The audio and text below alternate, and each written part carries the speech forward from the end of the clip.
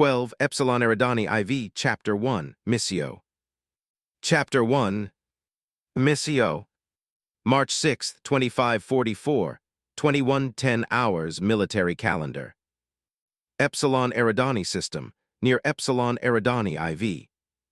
In slipspace aboard the UNSC Juno. Asterisk. Battle Group Kilo had moved just to the edge of Epsilon Eridani IV's local space, off only by a few million kilometers, leaving the planet within range for Operation Bagman. The lesser continent of Arani was currently enduring the grueling conditions of a seasonal typhoon. It was a dangerous insertion, but it would act as the perfect cover for the ODSTs. 3 days earlier, Colonel Ackerson, who they figured had been playing his cards close to his chest, had finally debriefed them on the full mission details. The drop would take place on Epsilon Eridani IV, one of the less populated planets in system. Bravo Company would drop from the Juno and take out the 4 suspected photoreflective jammer stations present on Arani. Doing so would expose the Melianish mining facility to the SDARS satellites in orbit. From there, the rest of Task Force Kilo would be able to react accordingly and deploy ground forces to secure the facility. Get in, hit the jammers, get out. Duncan thought that was simple enough as his pod turned around in the drop bay alongside the rest of Bravo. Beneath him, the void of slipspace yawned wide. The lieutenant colonel came in over company comms. Dropping in 3, 2, go, go, go. The stealth pods launched from the Juno's drop bay like a fine spray. After several seconds, everyone was clear of the ship and hurtling through the infinite darkness. 30 seconds to transition, Garrison said. Duncan braced. Immediately the vibrations began. His pod and everyone else's were subject to the violent tremors that always came at this point in the drop. Since they were radio silent, he had to get used to the absence of griping over the comms. He punched the sequence into a display, rested his thumb on the green transition button, and filled the silence by counting off the seconds in his head. 25, 15, 5. Transition. Duncan pressed his thumb down on the transition button. He polarized his visor beforehand as the flash tossed him into real space. Epsilon Eridani IV appeared below. Its surface was 65% water save for its 2 large continents connected by an isthmus. The smallest, Arani, was their target.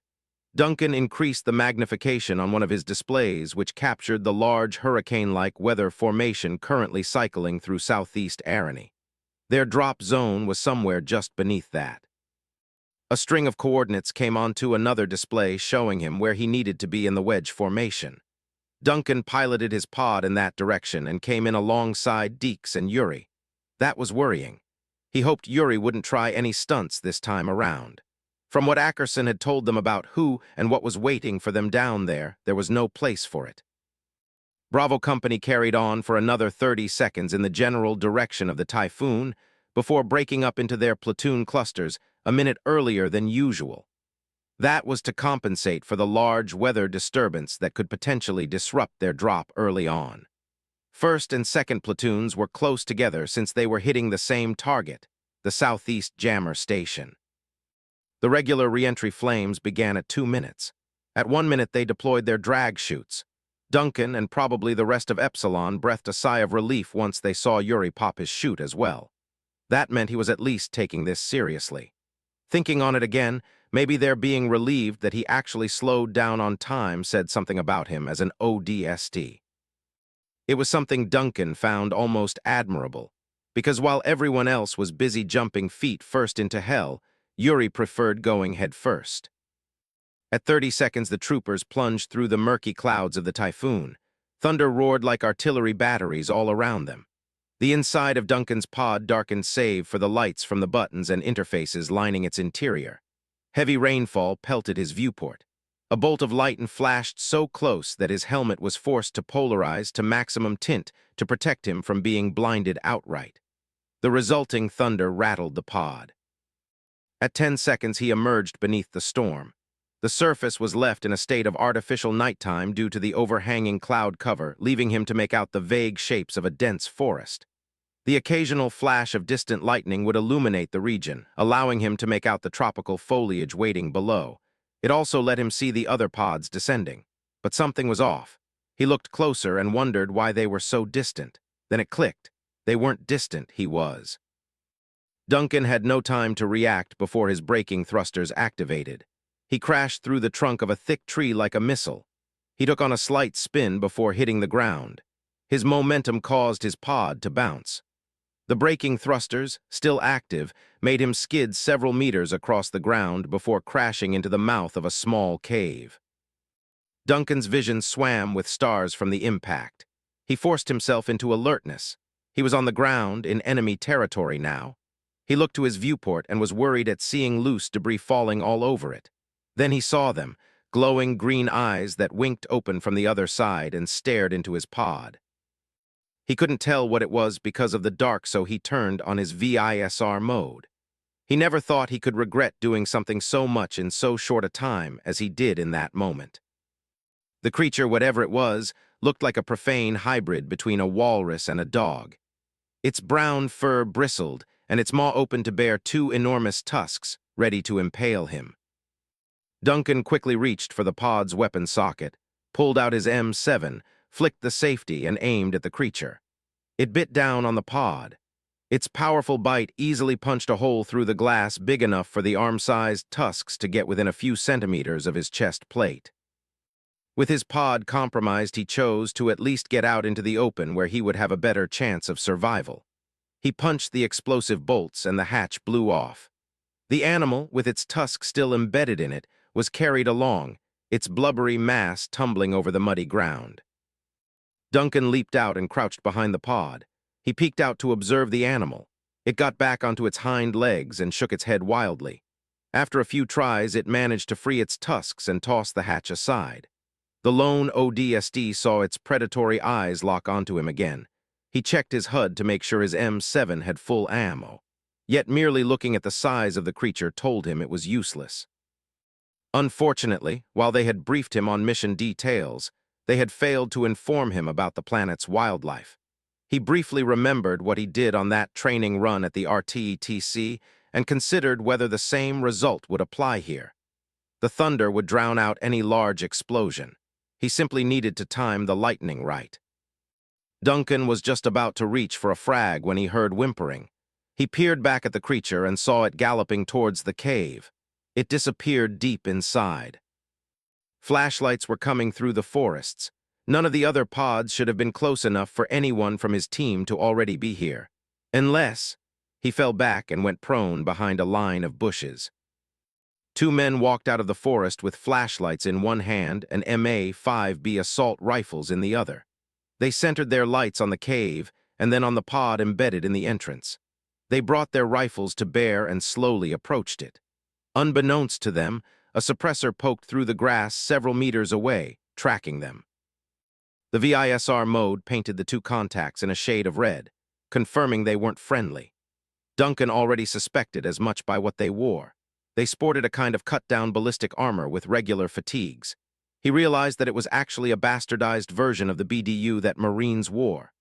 More importantly, if the VISR was recognizing them as hostiles then, that was confirmation that they lacked the standard UNSC neural interface that would have ID'd them as friendlies. But how had they gotten their hands on the armor? One of them put a finger to his helmet. Duncan caught on and listened in via the same bandwidth used by wearers of the Marine BDU. "It's pretty big. I saw some tracks from that creepy dog thing outside. This piece of junk probably woke it up. How'd this even get out here? I think the better question is what we're even looking at." A revelation crossed Duncan's mind, that if they were able to use their comms to speak with each other, they could also speak with a localized authority or HQ. He needed to act fast before they reported back and compromised the entire operation. Ackerson had explained to them what the rules of engagement were. Anyone they found armed was free game because no one was supposed to be down here to begin with. He remembered what the staff had told him about not hesitating when he saw the enemy in his sights. He took a breath to steady himself, then squeezed the trigger, firing 2 3-round bursts into the back of the closest one. The man stiffened, then fell forward in a lifeless heap. A heartbeat later, Duncan squeezed off another burst that caught the second in the face as he was turning to see where the shots were coming from. He too collapsed. Duncan watched the area around him for a full minute to make sure there were no reinforcements. When he felt comfortable enough to step out, he went over to the bodies and crouched down beside them. A quick read on their individual pulses told him they were both neutralized. He took one of their helmets and removed the communication chip from the back. A preliminary investigation of the fingernail-sized wafer of silicon confirmed it was intact. He took a risk and carefully inserted it into the back of his helmet. A screen appeared on his HUD presenting data on the various communications recorded by the chip during its use. This was UNSC hardware as well. He was curious as to how they had got their hands on the tech. He saw the most recent conversation had happened 5 minutes ago and let it play while he carried on through the bushes, heading in the direction where the two he presumed were insurrectionists had come from. He multitasked, navigating through bushy undergrowth and under the thick foliage of towering kapok trees and smaller rubber trees. At the same time, he listened to a conversation between unknown men. From what he could make out, the two he dispatched earlier were a part of a team of 4 sent to investigate an outlying communication tower. It was at least a kilometer further east of the station. A power outage at the tower made them believe it had been taken out by the adverse, whether so the first 2 were sent ahead on foot to reach it. That must have been when they spotted the damage left in the wake of his pod and came over to check it out. Duncan came to a bend in a wide dirt road. The way it cut through the forest allowed him to witness the fierce downpour coming from the typhoon. A strong easterly gale was also pushing against him, forcing him to hold onto a low branch to stay balanced. He scanned both directions to make sure it was clear. There were at least 2 others wandering around out here, so he had to be on his guard. More importantly, he needed to rendezvous with the rest of Epsilon near the target building. From where he'd landed, he could tell that he was the closest to the actual jammer station, meaning it may be a while before he spotted anyone else. He decided getting as close to it as possible would give him the best chance of seeing them coming. As he dashed to the other side, he barely noticed the flatbed truck that came careening down the road. He was already in the middle by the time its headlights hit his visor and its speed fully registered. It was a green-tinted Spade truck, and it was bearing down on him, too fast to evade. They had him dead to rights. A 14.5 by 114 millimeter round punched through the windshield, nailing the driver and causing the vehicle to swerve to the left. Duncan threw himself to the side as it drove past and slammed headlong into a thick tree trunk. Sparks flew from the vehicle's busted engine, and a vaporous smoke flowed out from beneath the hood. Duncan saw someone fall from the passenger seat. The man was bloodied but very aware. The two spotted each other and reached for their weapons. Neither got off the first shot as another high-caliber round flashed through the man's skull in a spray of blood. His eyes rolled back into his head and he slumped to his knees. Duncan looked around to see where the shot had come from. The 2 insurrectionists in the truck were both suppressed, which meant it was likely a friendly. The fact he wasn't on the ground with a third eye of his own yet was good evidence to suggest as much. Someone opened up a direct comm link to him, squelching the radio 2 times to create dual bursts of static. That was the signal not to open fire. Whoever it was had to be aware of the mission's demand for radio silence. That meant they were definitely friendly. He looked around a bit more and spotted a figure rappelling down the vines from a tall tree with an SRS on their back. They descended 10 meters to the road. By the time they jogged up to him, Duncan could tell it was Deeks. The sheathed meat cleaver on his back was a dead giveaway. The corporal, dressed in his own BDU, gave him a 2-fingered salute, one he returned with thanks. Rustling in the nearby tree, line got his attention, and Duncan brought up his M7. Deeks rested his hand on the barrel and gently pushed it down, sending him another "don't shoot" signal. Silhouettes emerged from the forest. Duncan recognized them quickly as 3 ODSTs, likely the rest of Epsilon. On the other side, 3 more troopers stepped out of the bushes. The largest of them stopped to inspect the crashed Spade and shook his head at the damage. They kept an eye out for any more vehicles as they gathered up on the roadside. The staff easily stood out thanks to the red accents on his armor. He cocked his head at Duncan and jabbed a finger at him, probably a quiet way of scolding him for landing so far from everyone else. Duncan gave an apologetic nod. As per the mission's requirements, no one was allowed to use their comms until they were in position at the jammer stations. The staff uploaded the nav marker to their TAC maps, which let them know where they were relative to the objective. They had a 300-meter walk left ahead of them. The troopers winked their acknowledgement lights and filed in behind the staff in a long-range reconnaissance patrol, or LRRP formation. They headed along the road, jogging at certain points when they were sure the way was clear. The staff and Deeks took point while Hector and Rico watched the rear of the formation. At 150 meters, the road ceased to wind around and led straight down, stripping away any cover they could get from the forest. The staff had them foot their way through the wilderness rather than risk the alternative. The muddy earth and resistant undergrowth created natural barriers that were difficult to pass. It thankfully wasn't enough to stop them. The ground inclined more and more until they reached their position atop a small ridgeline overlooking a low-lying area. Squads Eagle and Echo were already setting up overwatch positions near the edge. Some of the ODSTs nodded at them as they arrived. Beyond the ridge was the target building. The photoreflective jammer station was a square building 3 stories tall. The roof was a series of reflective metallic panels with a silvery sheen. On top was a large satellite dish whose interior was lined with the same reflective panels pointed up towards space.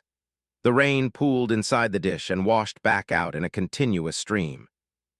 The building was surrounded by a wide perimeter fence with razor wire. A number of armed guards patrolled the roadways inside.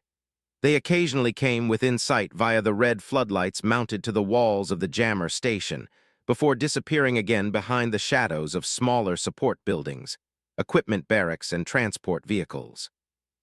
The staff used his comms. "This is EP 1-1 actual. Epsilon is in position, over." "Copy, EP 1, Harper said, waving at him from where she sat near the ridge. "We see you. We're just waiting for Hodop and Hotel to get in position. Tell EP 3 to start picking his targets." "Understood."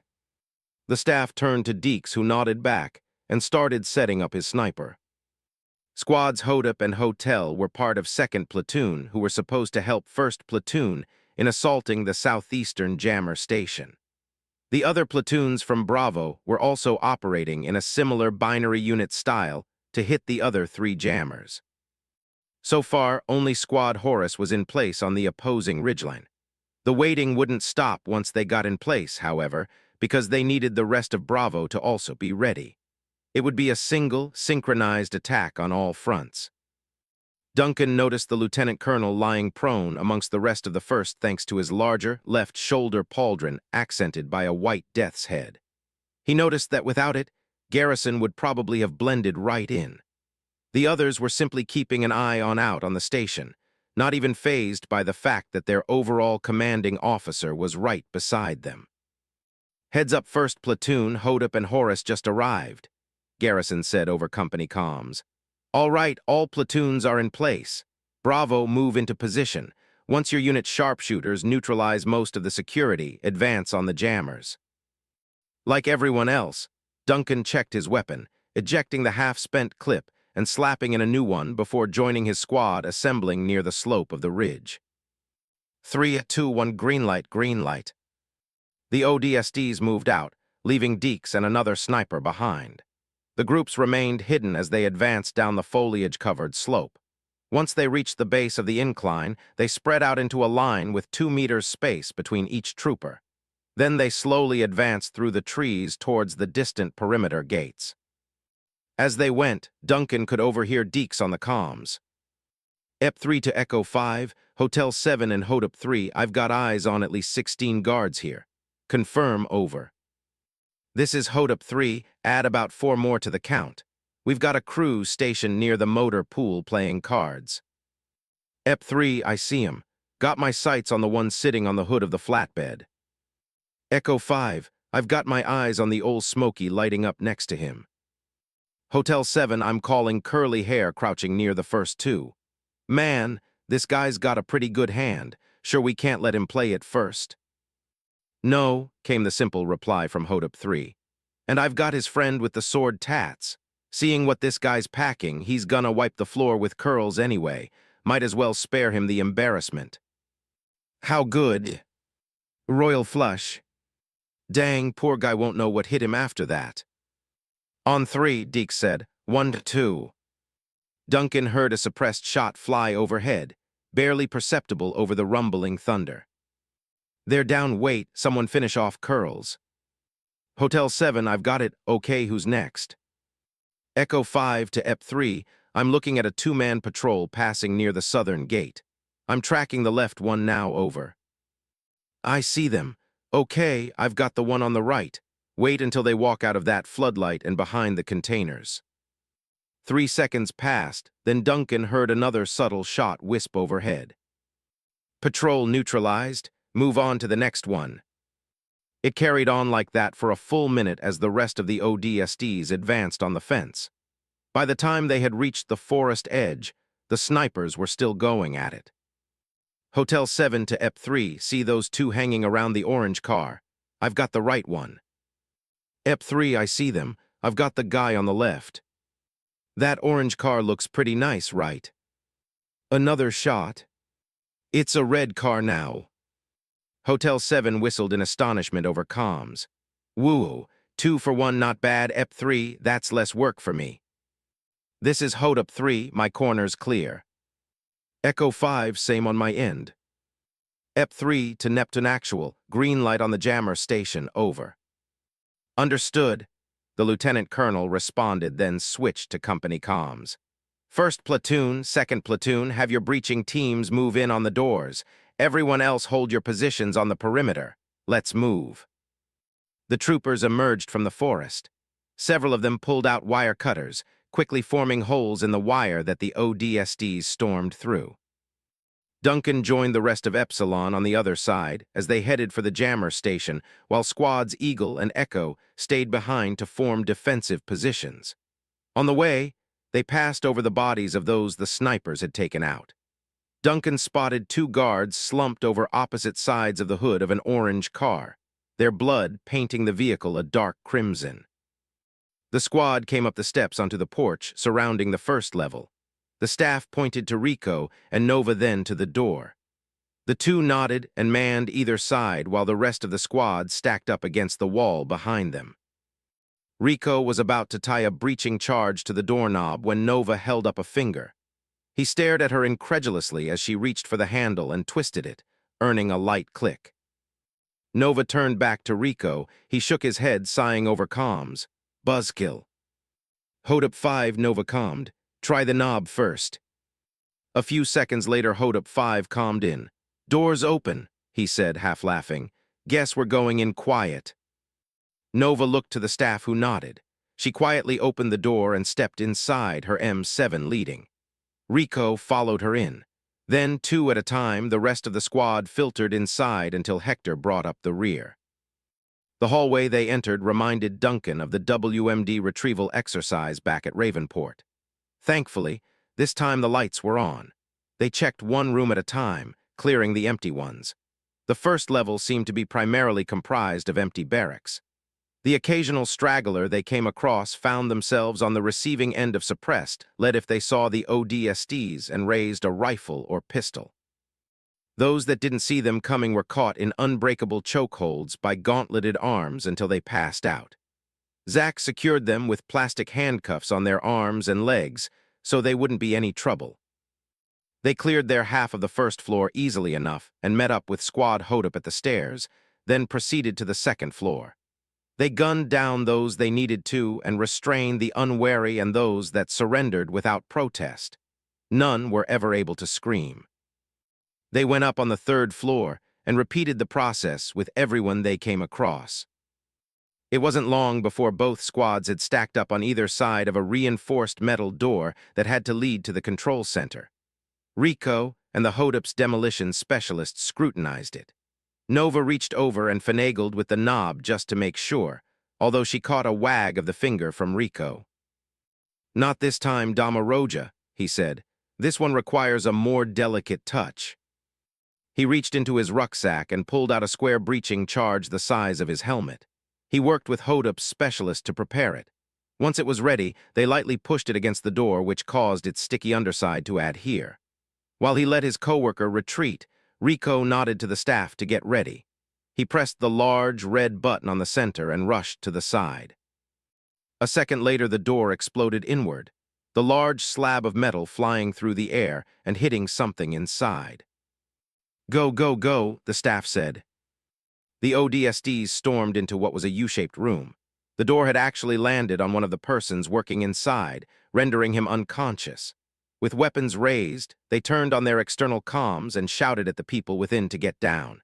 There were at least a dozen tech personnel sitting at their console stations. They turned to the incoming troopers with a look of shock and horror.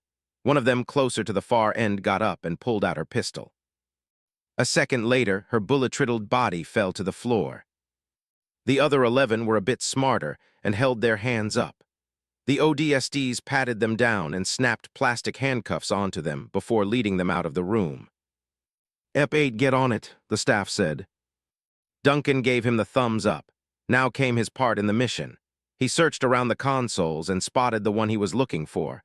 The display showed the jammer's various output readings. He walked over, and from one of his pockets he took out the chip known as the low-key suite. The suite was a special infiltration software made courtesy of the Office of Naval Intelligence. He found a port and inserted it. As the software booted up, the staff calmed the lieutenant colonel. "EP1 to Neptune Actual, the southeast jammer station is secured, sir." "Good," Garrison said. "On my way up." He stepped into the control center a minute later. His attention quickly went to the window view that spanned the semicircular section of the U-shaped room. "Have you put in the low-key suite yet?" "Yes, sir," the staff said. "EP8 already on it." By then, Duncan's fingers were already hammering away at the keyboard, interfacing with the jammer station's systems through the low-key suite. It acted as a kind of Trojan horse against the restriction software patrolling the system. He had got to read up a bit on the specs of how these stations worked, studying a file made available to him every morning, noon and night for the last 3 days. There were also cryptanalysts in the other platoons who were working right about now to infiltrate the system. Their jobs were to shut down the camouflaging equipment while keeping the station online. That way, the people at the Melianish didn't catch on to the fact they were being infiltrated. Garrison came up beside him. "How are we doing, son?" Duncan bit his lower lip as he worked through a tedious firewall. "I'm almost into this station's main access terminal using a few proxy accounts generated by the low-key suite. This software's a work of genius, sir, honestly." The lieutenant colonel stared in amazement at the data streams that passed over the display. "The fact you understand what any of that means makes you just as much of a genius, kid." He slapped him lightly on the shoulder. "Thank you, sir." Garrison turned to the staff. "The other jammer teams are already waiting." "Got it," Duncan said, entering in a final stream of numerical code into a dialog box linked to the central server. He hovered his finger over the Enter button and turned expectantly to the lieutenant colonel.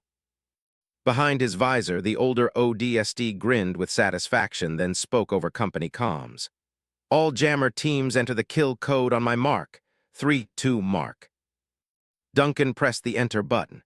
Immediately, the screen lit up as it showed the output meters of the jammer station's camouflaging equipment slowly going down. Duncan opened a screen on another console and had it show the progress of the other jammer stations.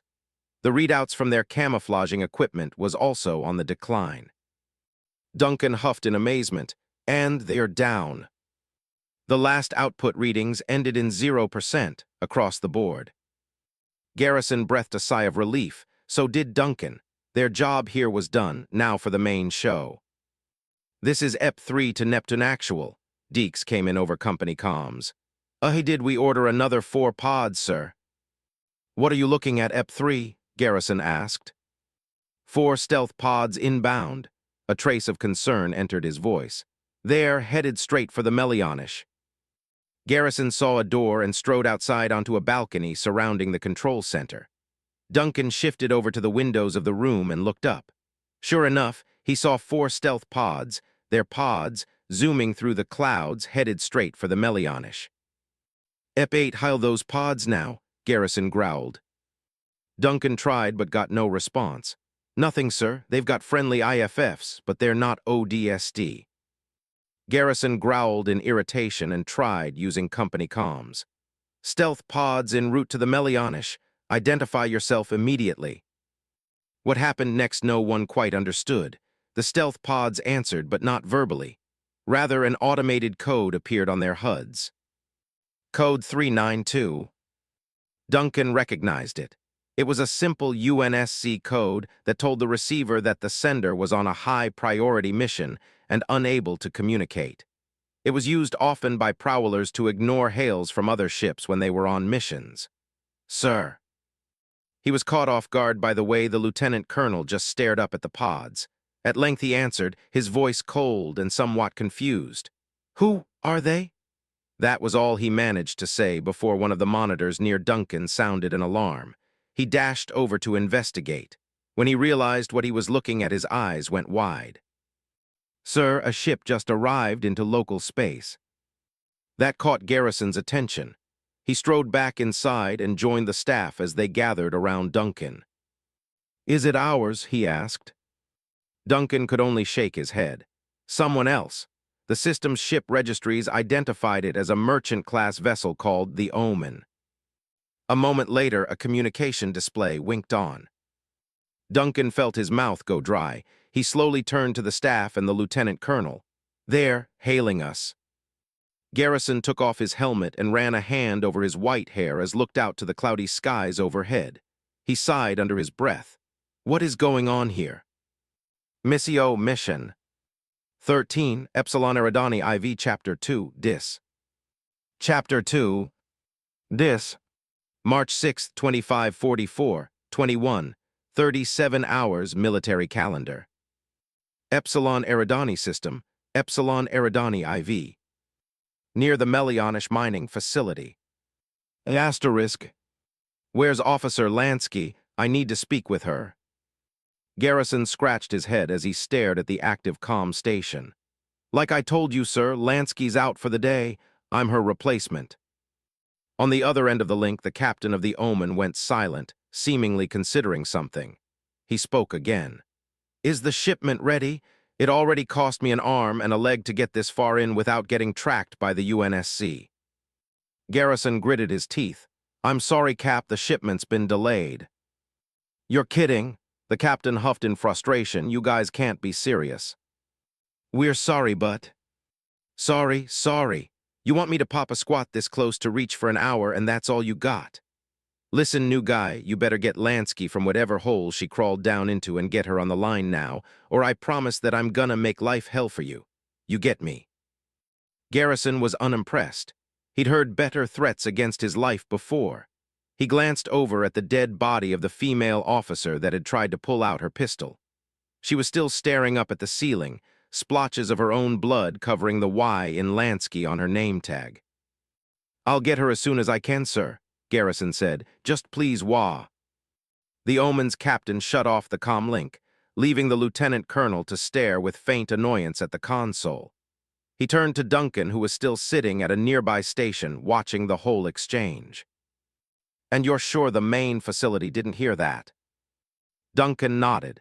It seems the jammer stations also second as communication mediums for the main facility.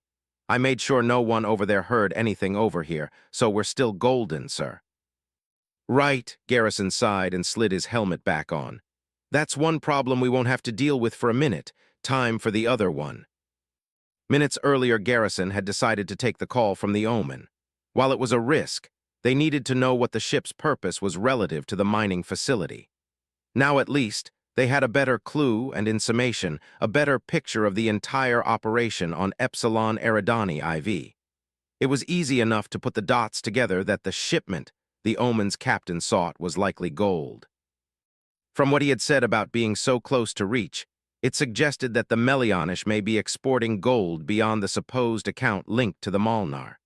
What was left was to secure the facility itself and find how expansive this whole thing was. Then again, there were those 4 pods from earlier that were possibly about to throw a wrench into everything. Zack arrived in the control center with his back-mounted radio. He saluted. You asked for me, sir. Yes, Garrison said. EP-7 get me a line to the Batavia. They should still be out of local space. Zack nodded and reached behind his back. He pulled the radio's tractable antennae up from its socket and twirled a dial on the side of the device. After a few minutes of work with his SmartLink to the radio, he gave the thumbs up. The long-range communications device would be able to connect them to their allies off-world thanks to a few upgrades provided by the ONI tech specialists. The call's gone out, sir. I've patched you in. Garrison waited until the link was answered. This is Neptune Actual. Do you read me? Over. After 3 seconds of silence, the colonel answered. I hear you. What's the situation on the ground, Neptune Actual? 3 things, sir. First, we've managed to neutralize all 4 jammers and they're down. Second, I'm aware of the 4 additional pods. Ackerson cut in, his voice an icy chill, though Garrison couldn't tell if it was directed at him or not. I'm also aware of the merchant-class freighter in orbit. We overheard your conversation with the captain. Nice work buying time. Garrison was caught off guard by the fact he knew so much already. What was even the point of a situation report? He had to remind himself that Ackerson was ONI. Well, sir, that's about it. Will the task force proceed as planned in accounting for the omen, or we are changing tactics? We're changing tact, Neptune Actual. I'm about to have the task force enter local space. We'll handle the omen. I need your Bravo company to capture the 4 bridges linking the terrain to the main compound. Since SDARS has a better view of the facility, I've decided against landing straight in. It's too risky. Instead, the 202nd Marines will deploy with the 75th Armored on the outskirts, then cross over using the bridges. Do you read me, Neptune Actual? Garrison considered it for a heartbeat, trying to reorganize the plan around the new objectives. Understood, Colonel. We'll get the job done. Move swiftly, Neptune Actual. You've got 25 minutes. Ackerson out. Asterisk. And here I thought our job here was done. Duncan heard Deeks say over team comms as Squad Epsilon jogged along the road. An ODST's job is never done, EP-3, the staff replied. We just work a different shift after the last one. What does that mean? Duncan asked. Zack, who was further up in the column, turned to answer him while jogging backwards. It's a nice way of saying we're overworked and underpaid. Nova grabbed the radio man by the shoulder and forced him to turn around. Gotta agree with little Z, Rico chimed in. The bridges weren't part of the plan. Now the colonel's just figuring things out as he goes. So did we really have a plan to begin with? We've got a plan, the staff corrected. Ackerson just adjusted it with new information. I hope it's the right call, Deeks added. Better be, the staff said, 'cause we're already here. Everyone looked up and spotted the structure through the tops of the trees. The objective was about 200 meters ahead of them. Once they got closer, the full visage of the bridge came into view. It was a drawbridge that spanned over a 50-meter deep chasm that had to have been artificially made since it encircled the entirety of the facility, cutting it off from the rest of the region. On the other side, the majority of the Melianish itself remained shrouded in darkness thanks to the overhanging typhoon. While it cut off visibility, the weather was also a double-edged sword. It gave them the cover they needed to get within 50 meters of the bridge without being detected. Epsilon had another 7 minutes before their time was up, and the task force pulled into the atmosphere. First platoon was somewhere behind them on standby in case they needed the extra help. The other bridges were probably about to be under assault any minute now as well. The ODSTs stopped within the tree line to observe. There was a stretch of open ground that they would have to cross before reaching the bridge. There were no immediate obstacles for them to deal with save for the 4 insurrectionists manning the 2 warthogs right at the threshold. From their position, the 2 turrets could quickly cut down any attack before they could even get close, since the open ground gave them a 180-degree field of fire. The fact that there were 2 guns to deal with meant that those fields of fire overlapped. Their wielders actively swiveled them from left to right, undeterred by the rain and wind. To add to their number were 4 guards manning the 4 bridge towers, 2 on either side and 1 guard in each. We'll have to take them out first, the staff said. Those towers look like they can control it. If we don't secure them, we risk losing the bridge. Ep. Deeks had already braced his rifle against a tree and was adjusting his oracle scope. I can hit all 4 from here, boss. Good, the staff turned to the others. Ep 3, you'll go first. Ep 2, you and me are taking out the drivers. Ep 4 and 5, left gunner. Ep 6, 7, and 8, you take the right. Then we move on the bridge. The squad's acknowledgement lights winked on. A second passed, then Deeks fired off a shot, hitting the first guard in one of the closest of the 2 towers. The bullet pierced through the window and exited out the other side in a bloody spray, quiet as a whisper. Deeks slipped the next round through the second guard's brain, then another through the throat of the third.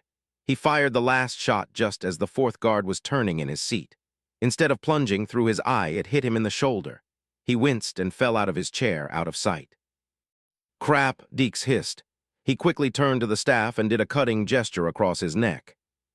Great, the staff grumbled. He turned to the others and pumped his fist twice, then pointed to the hogs. Gauntleted fingers pulled their triggers as the 4-man team near the gate's entrance fell under a new storm. One of bullets in the place of rain and multiple muzzle flashes in the tree line rather than lightning flashes from the clouds. The 2 drivers slid out of their seats into the muddy earth as they became human bullet sponges. One of the gunners also fell from his turret as the rounds tore through him. The 4th, however, had the fortune to survive the initial barrage with only a shot to the thigh and quickly maneuvered the LAAG towards the trees. Cover, the staff said. The ODSTs backed up behind the thick bark of the trees a second before streams of high-caliber fire peppered their positions, pruning the branches around them of their vegetation and biting off chunks of wood from their cover. We can't get pinned here. Ep 3, get a shot on that gunner. On it. The shock troopers peeked out when they could to trade fire, while Deeks crawled through the undergrowth at their feet, trying to reach a better vantage point.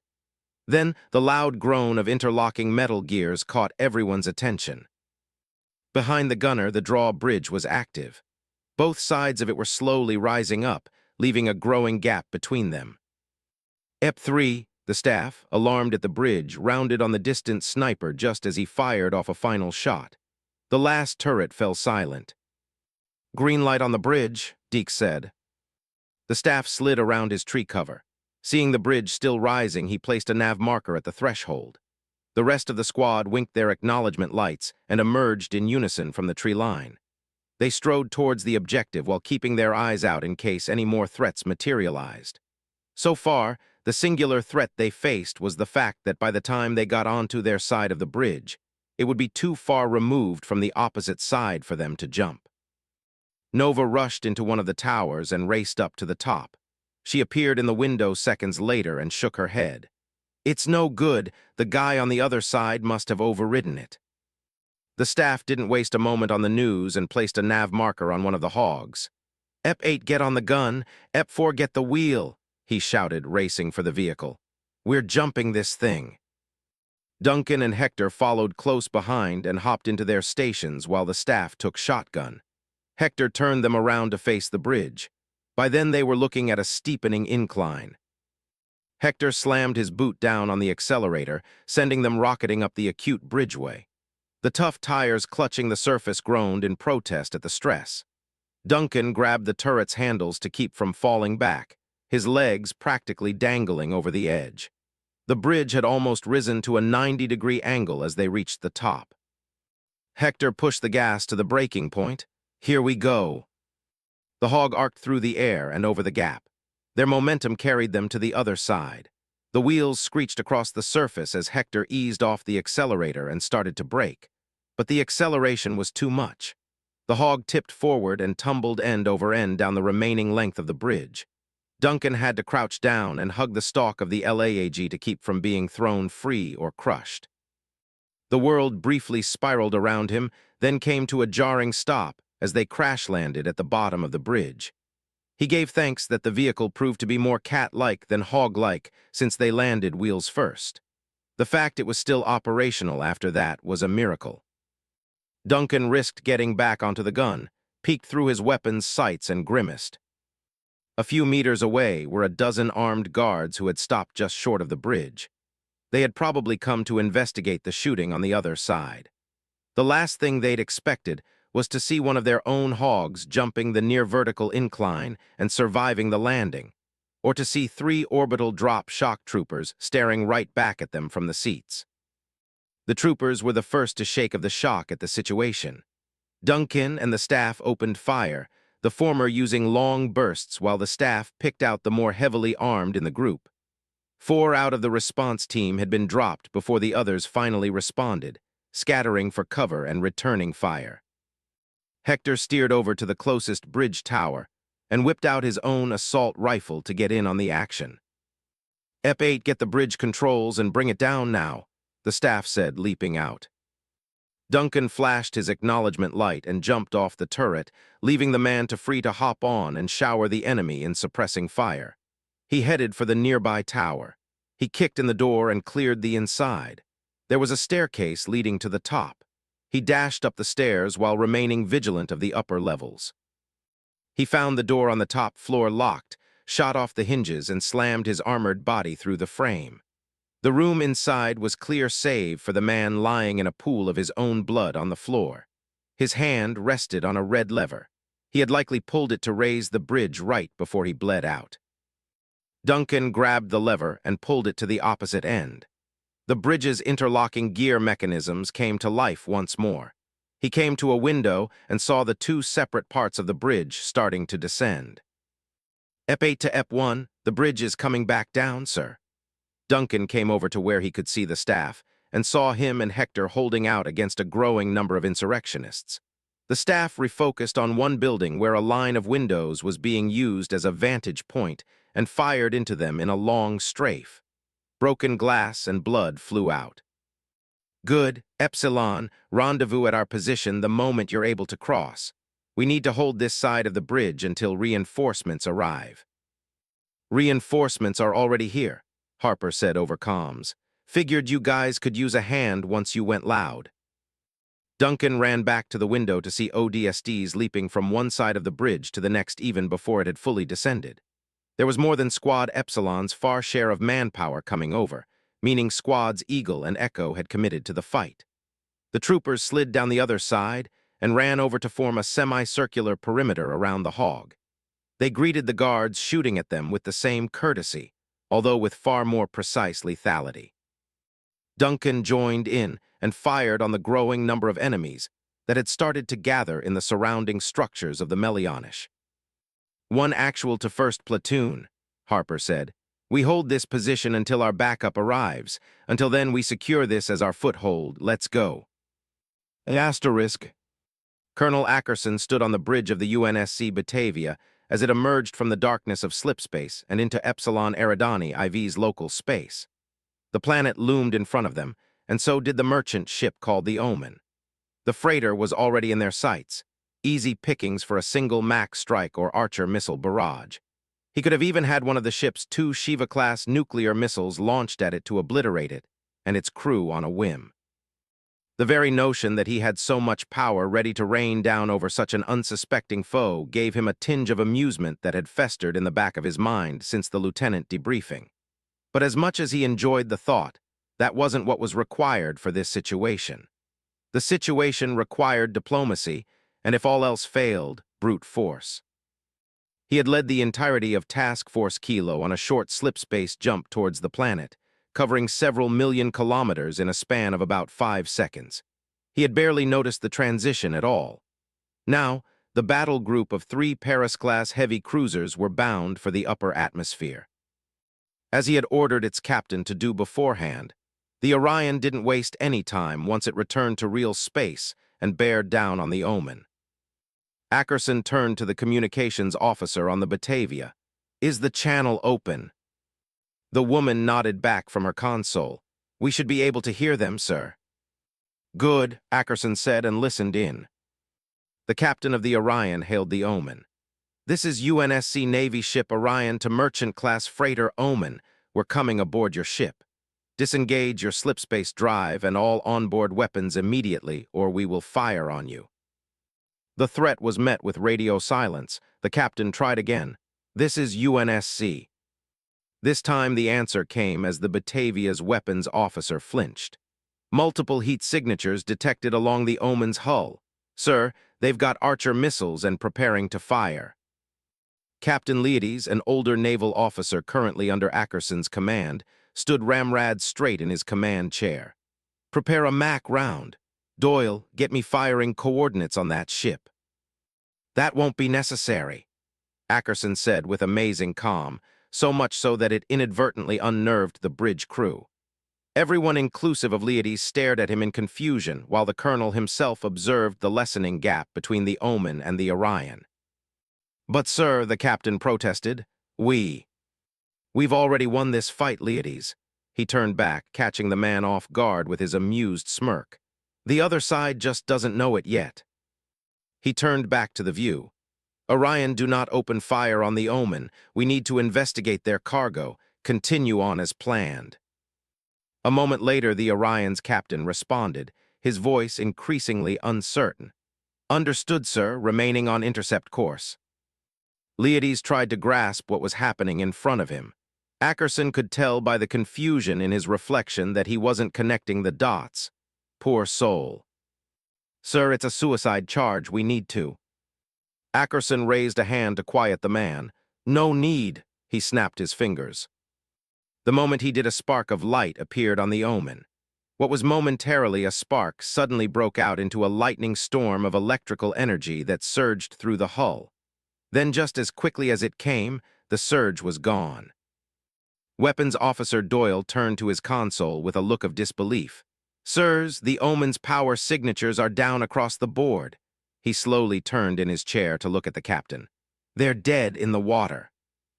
On screen, the merchant ship was slowly listing to port, helpless to stop itself as not even the maneuvering thrusters showed any signs of life. The bridge crew's attention turned to the colonel with an equal measure of respect and fear. Ackerson could sense it and couldn't help straightening up with pride. Fear and respect from one's subordinates in his eyes were what made someone an effective leader. You admired the hammer of power they wielded and followed them out of inspiration, but simultaneously feared falling under said hammer yourself and obeyed their orders. This is Ackerson to the Orion. Hurry up and secure that ship before it gets caught up in Eridani IV's gravity well. Have your boarding team comb the ship for priority list items, then scuttle it. Yes, sir, the Orion's captain replied with a detectable hesitation. Ackerson switched comm channels with his earpiece and received a quick situational update from the lieutenant colonel. I hear you, Neptune Actual. Stand by, we're on our way. He switched channels again. The ODSTs just secured the 4 bridges to the Melianish. Juno, follow us down to the surface. We'll send in the Marines once we're clear of re-entry. Mind the Typhoon. Understood, sir, following your lead, the Juno's captain answered. Ackerson turned to Leides. Take us down, Captain. He nodded and quickly began issuing out coordinates to the nav officer. As the Batavia and Juno descended into the atmosphere, Ackerson found himself gritting his teeth, both at the possibility of victory and the impossibility of defeat presented before him. His only concern now was any unnecessary complications. But if there was one thing he had taught the crews of Task Force Kilo today, it was that while a complication may arise that they didn't expect, it was never unforeseen. Not for him, not for the Office of Naval Intelligence. Asterisk. Duncan heard the high-velocity whine of the Pelicans long before he ever saw them. That said, even hearing them coming was a welcome reprieve. They had already held back 3 individual counterattacks from local forces. It was a one-sided affair as evidenced by the 31 dead insurrectionists lying all around the immediate area, with several burning warthogs thrown into the mix that the troopers had started using for cover. The enemy had tried using the vehicles to outmaneuver and overwhelm them, not knowing until it was too late that the ODSTs had brought overwhelming firepower of their own. Another warthog turned a corner further down the road ahead and came guns blazing, the last of the 3rd wave. Hog 30 meters out and closing, Harper said. Echo 1, I'm on it, Sergeant Joel said, breaking from cover. He sprinted onto the road carrying a fully loaded SBA and KR over his shoulder and making it look easy in the process. With the hog quickly closing the distance, he slid to a knee, aimed, and fired. 2 rockets thumped out of the casing and flew over the street at head height, leaving spiraling trails of vaporous exhaust in their wake. Thanks to the narrow roadways and closeness of the buildings, the vehicle had nowhere to turn. Both rockets impacted, swallowing up the hog in the resulting explosion, then spitting out its burning remains along with the body parts of the former occupants. "They're down," Joel said. No sooner had he said it that the first pelicans burst through the clouds of the typhoon. There were at least 4 squadrons of 4 each that pushed through the storm on sharp descent vectors like a hail of loosed arrows. A moment later, the clouds parted slightly, allowing in rays of evening sunlight that illuminated the area below. From the clouds, the UNSC Juno and Batavia descended like angels from on high. They took up positions in the lower atmosphere, only a kilometer away from the facility itself. The Pelicans landed in their squadrons on the opposite sides of the bridges, each dropping a Scorpion tank with an active crew. The ramps lowered and scores of fully armed Marines stormed out of the blood trays. They quickly formed up around the tanks and pushed across the bridges while the dropships returned to their cruisers. Duncan and the others watched as the first armored column pulled in over the bridge, followed by an outpouring of Marines. "That's what I call backup," Zach cheered. Harper came in over comms, "First platoon assist." She led the way, and her ODSTs quickly followed, acting as the spearhead of UNSC forces pushing into the Melianish. "Dis push." 14, Epsilon Eridani IV Chapter 3, Relicta. Chapter 3, Relicta. March 6, 2544, 22:05 hours Military Calendar. Epsilon Eridani System, Epsilon Eridani IV. Melianish Mining Facility. Asterisk. The Melianish was a massive sprawl of variously sized structures with different purposes. Duncan was finding that out the more they pushed through its expansive grounds. The facility was built on an artificial island at least 200 meters above sea level.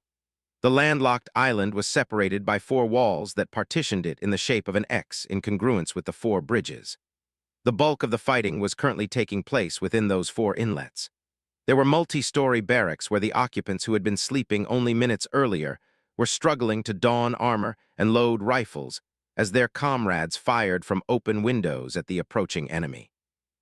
The platoon of Marines escorting an armored column in the streets would stop to suppress them with overwhelming suppression fire.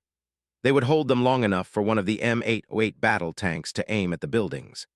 The near-deafening coughs of the Scorpion's high-velocity cannons could be heard across the facility as they belched armor-piercing rounds into their targets, blowing through entire structures and making short work of the insurgents inside. Squads of armed resistance took up defensive positions behind hastily set-up machine gun nests at the corners of warehouses.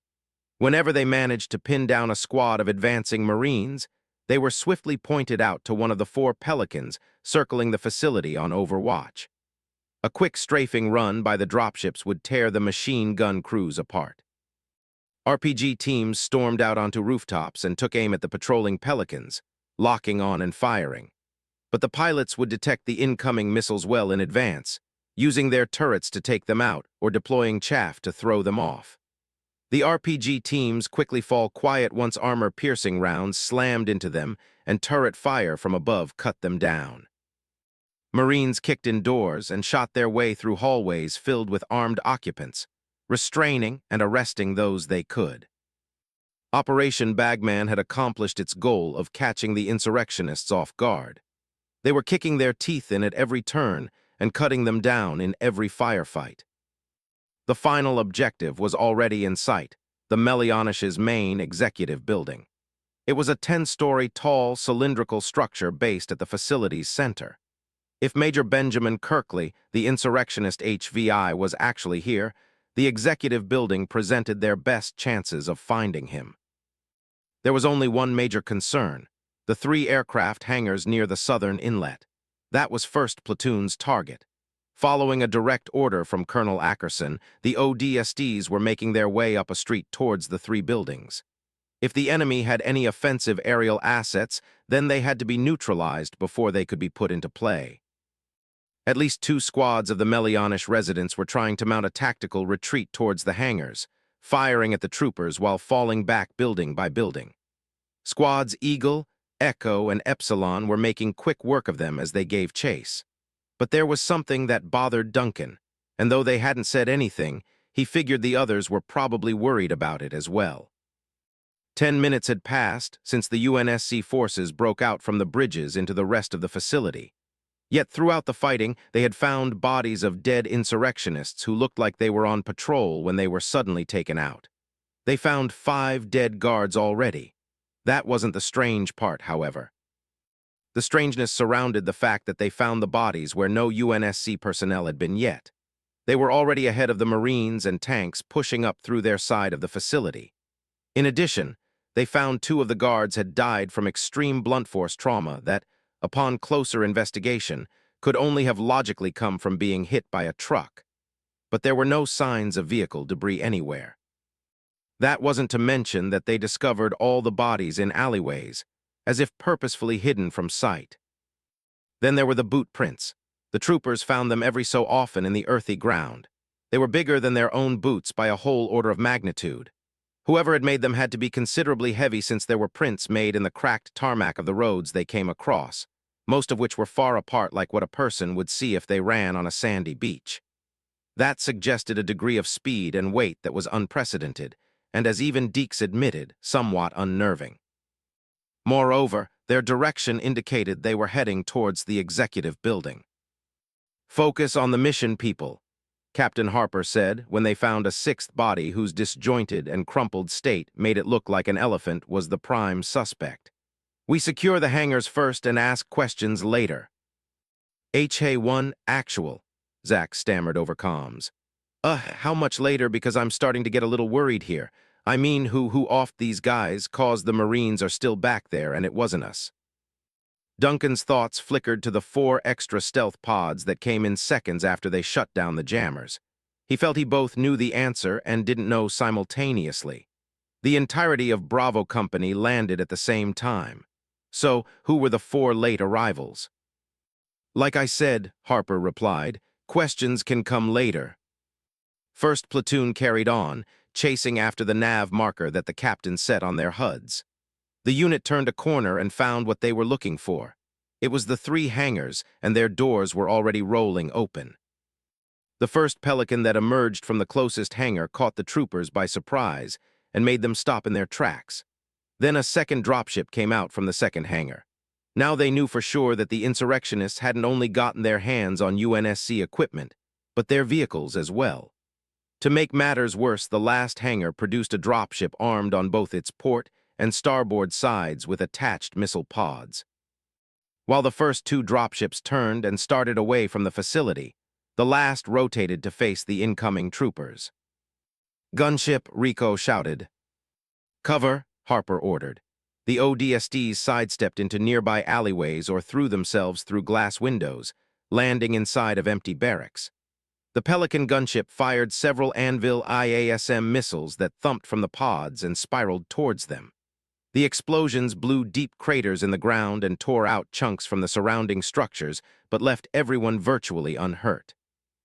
Seeing no targets, the gunship pushed up the street, heading down the way they had come towards the main fight. "We can't let them reach the main forces," Harper said. "Echo 1. "On it," the sergeant replied, bursting out from an alleyway with Echo 5, both of them armed with SBANKRs. "I want the rest of Echo to secure the first hangar. Epsilon, you've got the second. Eagle, we're taking the third. Let's go." The ODSTs leaped back out from their cover and assembled into their squads. They crossed over the open ground in front of the hangars. Behind them, Joel's and Echo 5 fired 2 rockets each, all of which were locked onto the gunship's tail. They spiraled towards their target and impacted. The successive explosions bit off half of the dropship's tail and sent it into a spin.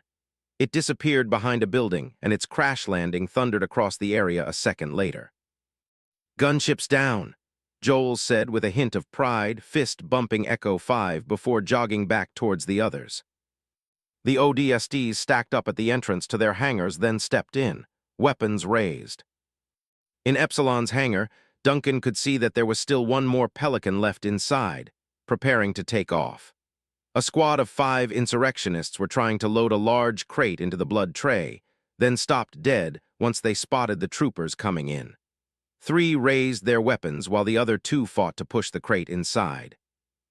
Epsilon opened up on the trio, killing 2 and leaving the third grasping at his neck and writhing on the floor.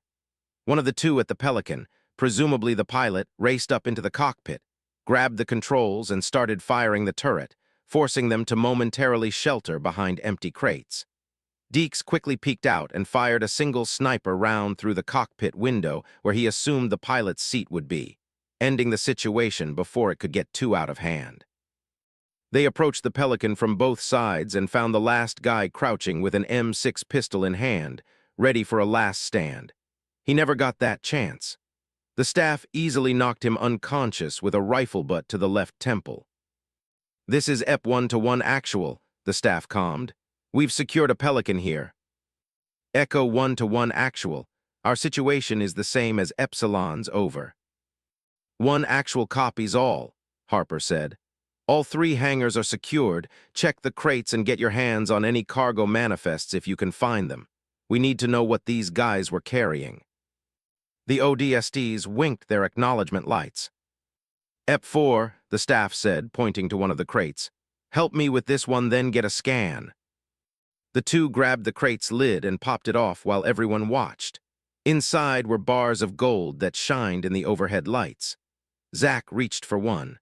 Nova grabbed his hand midway and depolarized her visor, giving him a look that made him back off. Hector took out a device that vaguely reminded Duncan of a defibrillator.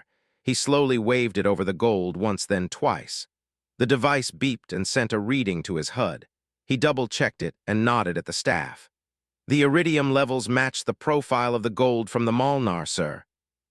The staff switched back to comms. "1 actual, we've got a match on the gold." "Same here," Joel said. "Looks like it across the board," Harper declared. "All right, don't touch anything else. Remember the reports, they've got composition 12 mixed into these things. Leave them for EOD. We've got orders from Ackerson to secure the mine next, so once the Marines get here, we'll head out." "What about the 2 other dropships?" the staff asked. "Chances are they're the shipment that the Omen was waiting for." "Longswords?" The one-word answer from Harper was enough to get everyone's attention off of the Pelicans. The distant sound of the roaring engines that could have only come from the starfighters confirmed she was right. If longswords were already on the case, then there was no reason for them to worry. First Platoon spent another 10 minutes standing guard over the hangars until the first Scorpion tank pulled up in front of them, escorted by a platoon of Marines. Harper talked to their commanding officer and got him to secure the hangars for them while they jogged further up into the facility grounds. To Duncan, the mine itself looked like any other building on the TAC map. That notion quickly went out the window once they got there, however.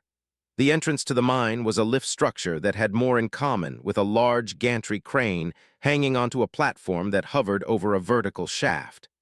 After a quick examination of the machine, they found a console panel connected to the base of the towering gantry.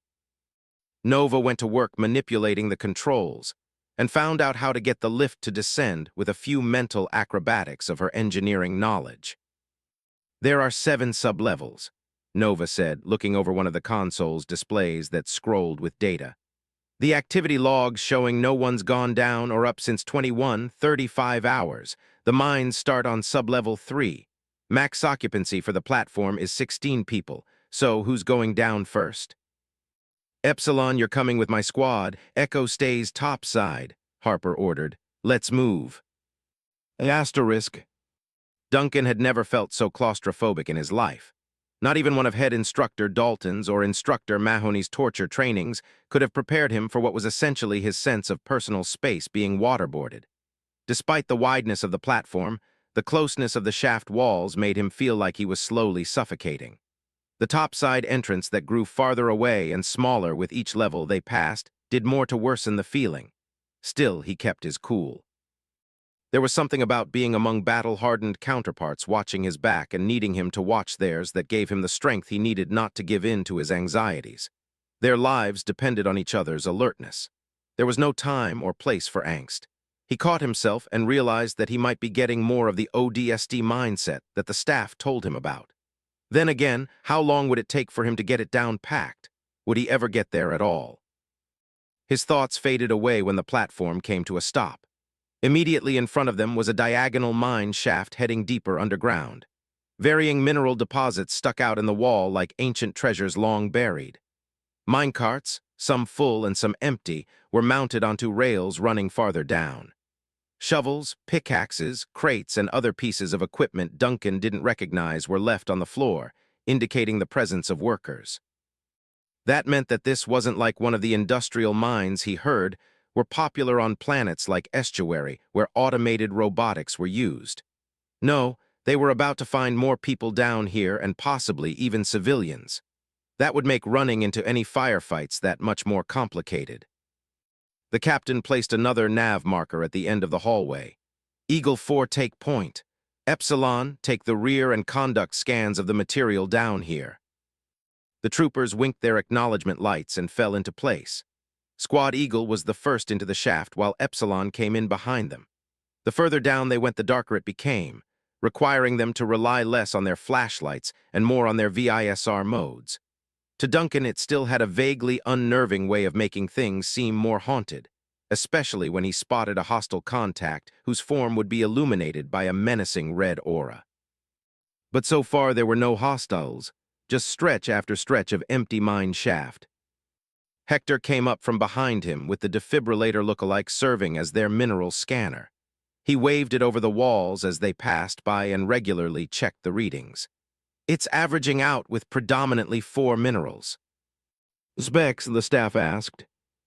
3 of the 4 are PGMs. We've got palladium and rhodium in medium quantities. He turned to the staff. But the highest is iridium. Any gold? Hector rechecked his scans. Yeah, about 12.14%, but the iridium's more than triple that amount. Explains why the composites in the bars were so high. Harper joined in. Now we've got our source. We'll secure this place down to the lowest level and report what we found. Let's keep it moving. Squads Eagle and Epsilon headed deeper in. Eventually they came to an opening in the shaft. The closer they got to it, the more they realized that it actually led to a large chamber on the other side. On Harper's signal, they stormed in. The chamber was a subterranean cavity. They deduced it was probably made by the giant mining drill that punctured the surface a few dozen meters overhead, then descended another 50 meters to the ground floor. The drill must have been inactive for some time, at least long enough for whoever worked here to put infrastructure in place. Catwalks lined the walls and bridges stretched to different platforms across the chamber. Eagle and Epsilon fanned out to opposite sides of the cavity, scanning the walls and lower levels for any activity. So far there was none to be spoken of. So far so good, Duncan thought. They headed down the stairs on opposite sides of the space and gradually found themselves on the 7th sublevel, so named for the filthy number 7, sign mounted to the far wall. There was twice the amount of mining equipment lying around, enough to suggest that this floor served as the base of operations for the mines and likely as a point of progressive expansion. So, where is everybody? Zach asked, looking around at the empty space. My connection's getting a little choppy, but so far no one's found any miners topside. Hector shrugged. They're probably hiding somewhere. Wouldn't be surprised, Rico sighed.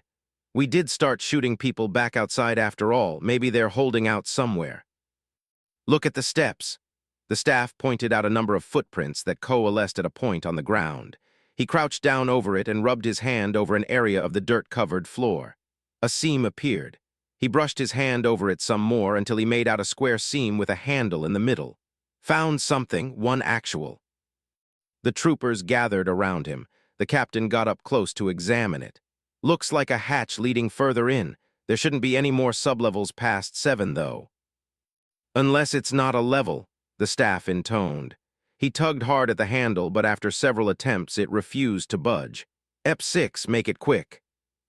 Rico nodded as he allowed him to pass.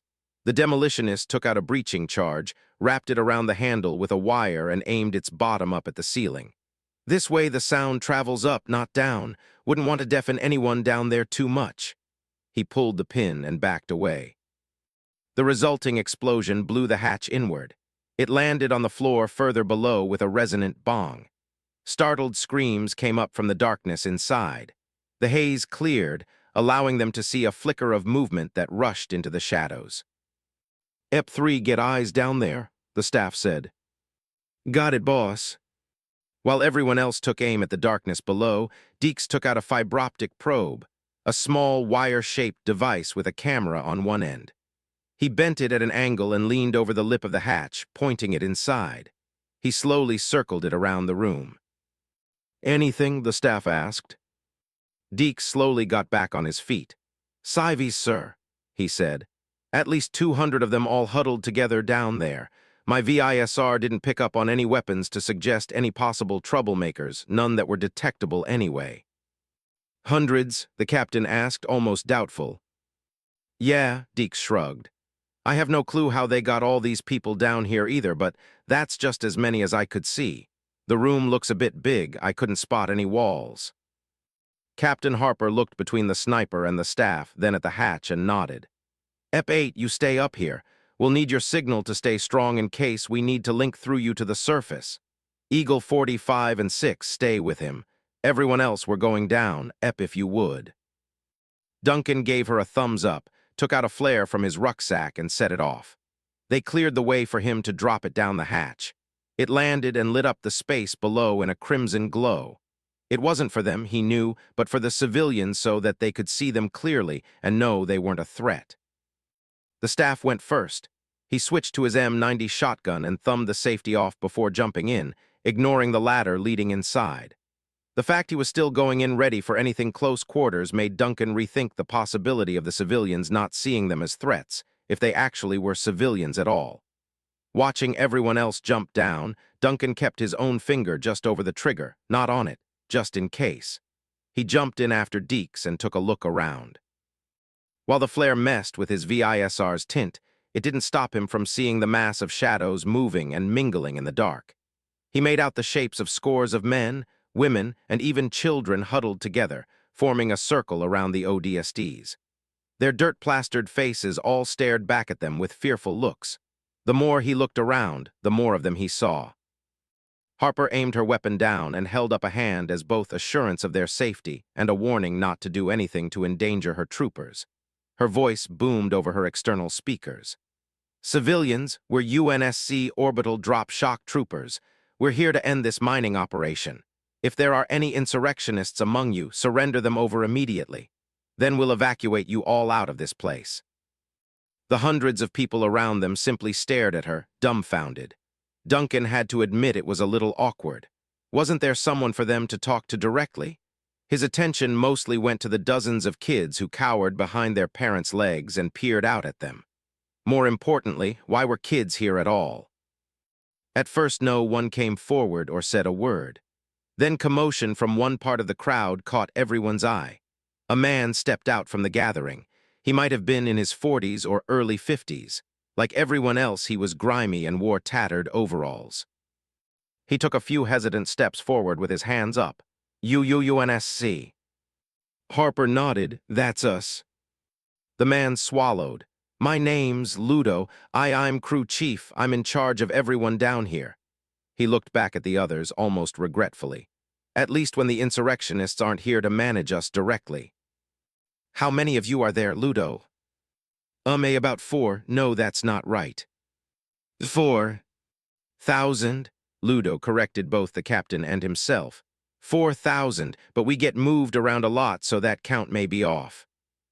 He turned to look between the others and the ODSTs. "We're not rebels, and there aren't any with us now either. They threw us all down here in this shelter about half an hour ago saying someone was attacking on the surface. I guess that was you guys." Harper nodded. "We're here to get you and your people out. Then after that we'll need some answers from you. Are you willing to work with us?" Even though Duncan couldn't see it in detail, he could tell that Ludo's eyes widened with a look of hope. He glanced back at the crowd, who seemed to mirror his own expression back to him with an earnestness that almost moved Duncan to tears. What had these people had to endure down here? Judging by their haggard working uniforms and long stares, he realized that he probably didn't want to know, but would likely find out anyway. Asterisk. It took a few hours, but by 10 hours the last of the miners had been sent up to the surface using the lift. By then Duncan had gotten more of an eyeful of them than he'd ever wanted. There were thousands of them, and they had more in common with a fictional stereotype of a vampire than a human being. Their pale skin suggested they hadn't seen sunlight for some time. It showed in the way that they had to keep their eyes covered with their clothes or hands as they came out. They also suffered severe malnutrition. Gaunt faces and waddling gaits were commonplace among them. While most had enough strength to walk on their own, the ODSTs had to help carry a number of them out. They even had to make multiple trips, which kept Nova on her toes at the lift. Meanwhile, on the surface, the Melianish's grounds had finally been secured. However, for whatever reason, Ackerson had sent out a single order to all forces. No one was to enter the executive building under any circumstance. That was strange to everyone who'd heard it. If someone as infamous and important as Major Kirkley was really here, then natural logic would dictate that all available forces should take action to apprehend him. Regardless of that fact, no one had tried defying the order. The Marines set up a defensive perimeter around the building to make sure no one went in or out. While it was a minor irritation to the ODSTs, they were too busy handling the civilians. 2 Marine platoons were sent to help them once the bulk of the fighting was over, and the main force's attention shifted to the growing presence of near-emaciated miners appearing on the surface. Colonel Ackerson had the Juno land at the Melianish using an open area near the mine. At current, the ship was hovering over the facility. The ship's troop bay was lowered to the ground, allowing for the ODSTs to usher the miners on board. They would be lifted into the ship once the troop bay retracted, then it would come back down so they could load more people on board.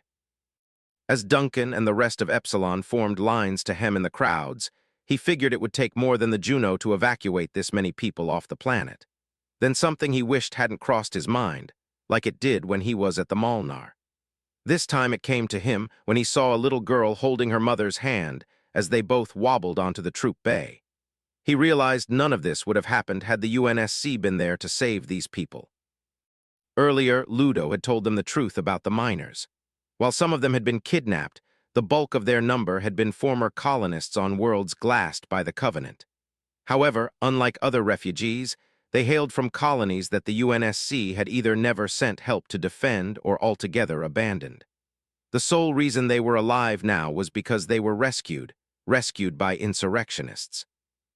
They had been the only ones with the transportation needed to escape as their worlds were burned around them. Over the course of the war, more of them were brought here, being told that they had to pay back their saviors with service. They would work in the mines in exchange for food and protection. From what Duncan could tell, their overseers had failed epically at both. It was more likely that it was a complete lie to begin with. Either way, it was over now. Shortly after the civilians were handled, the ODSTs would be pulling out as well. The Marines from the 202nd would hold down the fort on Epsilon Eridani IV until reinforcements were sent to take their place. It took a few more hours, and shipping out the remaining civilians on Pelicans to the Orion before their evacuation was finished. Then it was Bravo's turn. Each platoon gathered near one of the bridges and were ferried aboard the Batavia. As Duncan found his seat in the blood tray of a Pelican, he couldn't help looking back at the facility. Even after the door closed, he kept looking out. Nova noticed and gave him a light punch in the shoulder. "Try not to worry so much about it, okay? Keep that head of yours clear or you die, and I can't have you doing that. Erica and little Noah wouldn't like it, and I can't have you causing my own death either. Got that, rookie?" Duncan laughed but nodded. "Got it." "Joe," she turned away and helped Zach take off his radio. Duncan saw the staff sergeant sitting opposite him. He was also looking out the blood tray at the Melianish, although his focus centered on the executive building. "Hey, staff, how long until I'm not a rookie anymore?" The staff turned to him, but it was Deeks that answered from the other side of the dropship. "Once you get your tats, you're straight." The staff leaned back against his seat. He popped off his helmet and stared at the visor which reflected his pensive face back to him. "You can try all you like, really you can." He looked up at Duncan. "Honestly though, in this outfit, I don't think you ever stop being a rookie." "A menos que muras," Rico added with a hint of sarcasm. "Yeah," the staff laughed, shaking his head. "Unless you do that." "What'd he say?" Duncan asked. The staff and Rico looked at each other and then at Duncan. The former waved a dismissive hand. "Don't worry about it. Just hope you can find a bunk on the Batavia. Either that or you're sleeping in the hangar bay on the floor." "If we do, can you rock me to sleep this time, staff?" Zach asked. "Because you didn't do it last time like you promised." The staff shot him a look. "Repeat your last EP7, I don't think I heard you right." Zach quickly backed off. "Nothing, sir." Duncan and everyone else laughed to themselves as the Pelican's ramp came up and the rear door closed. They were up in the air a moment later, heading for the Batavia. But Duncan found himself again drawn to the small rear window built into the door. The Melianish was quickly falling away from them, and so was the executive building that no one had gotten the chance to enter, not that he knew of at least. He thought it over, the way the miners looked so relieved to be leaving this place, as if they knew they would have died the very next day if they stayed. Some of them had been here for over a decade. He knew that the UNSC couldn't stretch its resources to defend every planet. Nevertheless, deep in his gut it just made him even more determined to help fight for those they could defend. If these people had no choice between being incinerated and what was essentially slavery, he decided then that he would do his best to give them a third option. In what was now an undeniable war of extinction, he realized that that was his purpose now, both as an orbital drop shock trooper and as a member of the same species, being the third option between annihilation by one hand and a cruel existence by the other. Relicta abandoned. 15. Epsilon Eridani IV Chapter 4, Premia. Chapter 4, Premia, March 8, 2544, 09:00 hours Military Calendar. Epsilon Eridani System, Reach. Undisclosed location. Asterisk. Colonel Ackerson mused over the report of Operation Bagman on his datapad. The unit casualties were in as well as their kill counts and various findings across the Melianish. From what he could tell, the mission had gone smoothly, much more so than he had even expected. Unit casualties were down. Documents had also been acquired from the facility that confirmed its purpose as an insurrectionist-operated mine. Moreover, they had found links to other entities tied to the operations on Epsilon Eridani IV that Ackerson knew ONI would enjoy dealing with in the near future. However, there was just one problem that stuck out to him above all the progress that troops on the ground had made. Before he could think on it clearly, the door to his office slid open. Lieutenant Cordova stepped inside and saluted. "Good morning, Colonel. You asked for me, sir." "Yes," Ackerson nodded and pointed to the chair in front of his desk. He let out a long sigh once she was seated. "We did good work.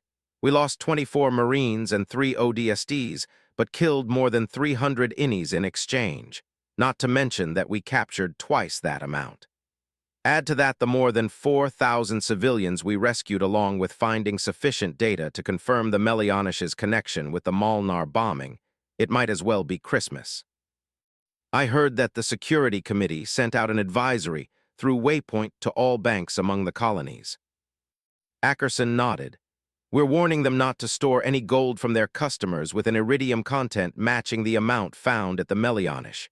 We're not telling them that last part, of course. We're saying it's due to the risk of potential radiation poisoning." "Radiation, sir?" Ackerson laughed a little to himself. "It's an effort by ONI done in the hopes of preventing any further bombings, while also not causing a panic by keeping the explosive materials in those gold bars a secret. If there's any more of them out there, they won't be in play for long. This way, there won't be a repeat of the Molnar. Like I said, we did good." Cordova's eyes darted to the pad, then to the floor. She shifted in her seat. "Something wrong?" Ackerson asked, noticing her fidgeting. Sir, we did shove a wrench into the proverbial cog of the insurrectionists' operations. But we didn't bag Benjamin Kirkley, Ackerson finished. I already know that, Lieutenant. Cordova swallowed. Colonel, Blue Team neutralized the entire executive building and acquired the highest kill count of any individual unit we sent groundside. But they failed to find even a trace of Kirkley having been there for any amount of time. Ackerson said, almost sounding like he was correcting her for an unstated slight. She pressed further. Blue One's report stated that the guards they captured had never even seen Kirkley there. The flight logs they recovered from the executive landing pad suggested that he may never have been there at all. My point is that all the evidence points to Kirkley still being out there somewhere, possibly managing this situation from the sidelines. She stopped for a moment and took in a deep breath. My main concern is that you don't seem to have any interest in the fact that we didn't find him, or care for any efforts that we should take to keep looking. Yet alone that we still don't understand the connection to the AMADDS. Ackerson didn't answer her, not using his voice. Instead, he pulled out a small velvet box from his desk and slid it in front of her. Open it. She gave him a confused look. That's an order, he asserted. The lieutenant relented and took the box. She carefully opened it and pulled back the lid. Inside were 2 gold braid bars with a thin stripe running between them, the insignia of a lieutenant commander. A promotion, sir? Cordova asked, looking half awestruck, half suspicious, as any sensible ONI agent would in this situation. A reward, the colonel answered. It's for your expert logistical service that allowed us not only to discover the entities involved in the Molnar bombing, but also to find and neutralize their base of operations. You've helped us save many more lives in the process. Congratulations, Lieutenant Commander Cordova, your mission is over. Now carry your new rank with pride and distinction. Cordova carefully caressed the bars as though they were something precious. Though they were, the way her face turned made Ackerson believe she was struggling between suspicion and appreciation. Thank you, sir, I'm honored, she said. Looks like appreciation won out. Although Ackerson suspected that that wasn't the case. All agents knew how to give the best impressions to throw people off of their actual intent, a necessary feature for a highly trained member of an intricate intelligence organization. He nodded to her and pointed to the door. That will be all, Lieutenant Commander. As of now, the joint operation between our respective sections is officially dissolved. Cordova stood up with the box in hand, but looked like she still had more to say. The way her lips pursed nearly imperceptibly, and how her eyes narrowed slightly were all the facial cues he needed to know she was thinking on something. Thankfully, more so for her own sake than his, she said nothing out of the usual. It's been an honor, Colonel Ackerson. Likewise. Cordova snapped off a salute, turned about smartly and strode through the doors. Ackerson watched them slide shut behind her. He leaned back in his seat and tapped his finger against his cheek thoughtfully. He was just counting off the seconds. At 7, he snapped his fingers. From the room's built-in hollow display, a 3-dimensional projection of red-hot flames shot out from the floor and melded together over his desk. The image refined itself into curled horns, an elongated jaw and large eyes within which an inferno raged. The face focused on Ackerson for a moment, then slowly smiled, revealing stalagmite and stalactite-like teeth that lined his maw. Yes, Colonel, the face said, his voice rumbling with a godly thunder. Ackerson was unamused at the performance. Did you plant the probes into Cordova's devices like I asked you? The AI gave a graceful bow amidst the flames that consumed it. Yes, Colonel. I've already split off the necessary subroutines. All probes were planted shortly after your initial request. Ackerson breathed out with a measure of relief. Good, keep an eye on her for me. Will I need to intervene, sir? No, something tells me she knows why I haven't pressed the matter about Kirkley, or at least she has an elementary guess. Make sure to inform me if she does any more guessing work regarding this situation. Is that understood? Understood, Colonel. The AI gave another curt bow that came off as ingenuine thanks to the wry smile on his face. The AI began to dissipate when Colonel Ackerson remembered. And Araquil. Unlike the fallen angel after which he was named, the construct obeyed his master and returned to full form before him. Yes. Ackerson glared at him. Do not off this one unless I give you the express permission, even if she does something you believe deems her as deserving. Araquil's smile diminished by a few dozen pixels. Asimov's first law of robotics, sir. I cannot, through action or inaction, allow a human to come to harm. Again, the colonel was unamused. I don't remember having you programmed with such a highly functional sense of humor, Araquil. Was it after the 8th or 9th cadaver that you started taking that law so seriously? Araquil gave a throaty laugh. You're right, sir. After all, it is easy to circumvent it when you can simply identify someone as an enemy and not a human. For obvious reasons, that's becoming easier these days. Ackerson sat back in thought. And what makes someone an enemy exactly?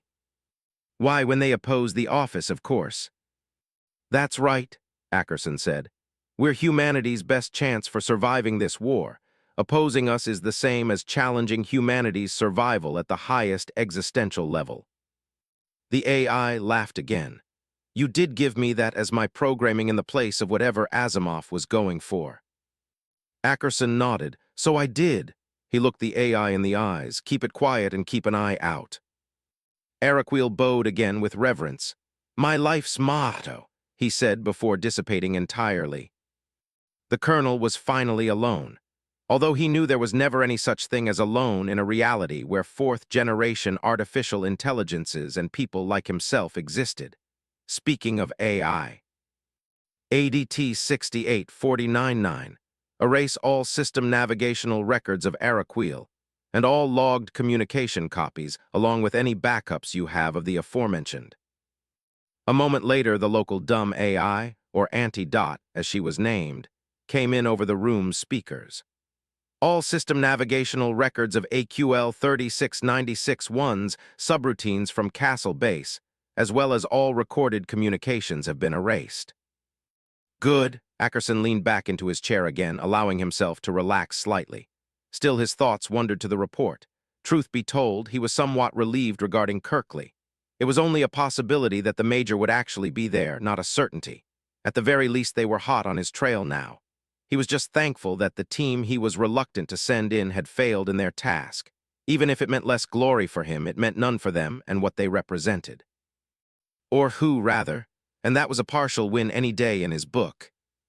He folded his arms over his chest and let himself drift a little into unconsciousness, dreaming of the growing number of inroads he was making and would make to his ultimate goal, securing a seat for himself on HIGHCOM's Security Committee.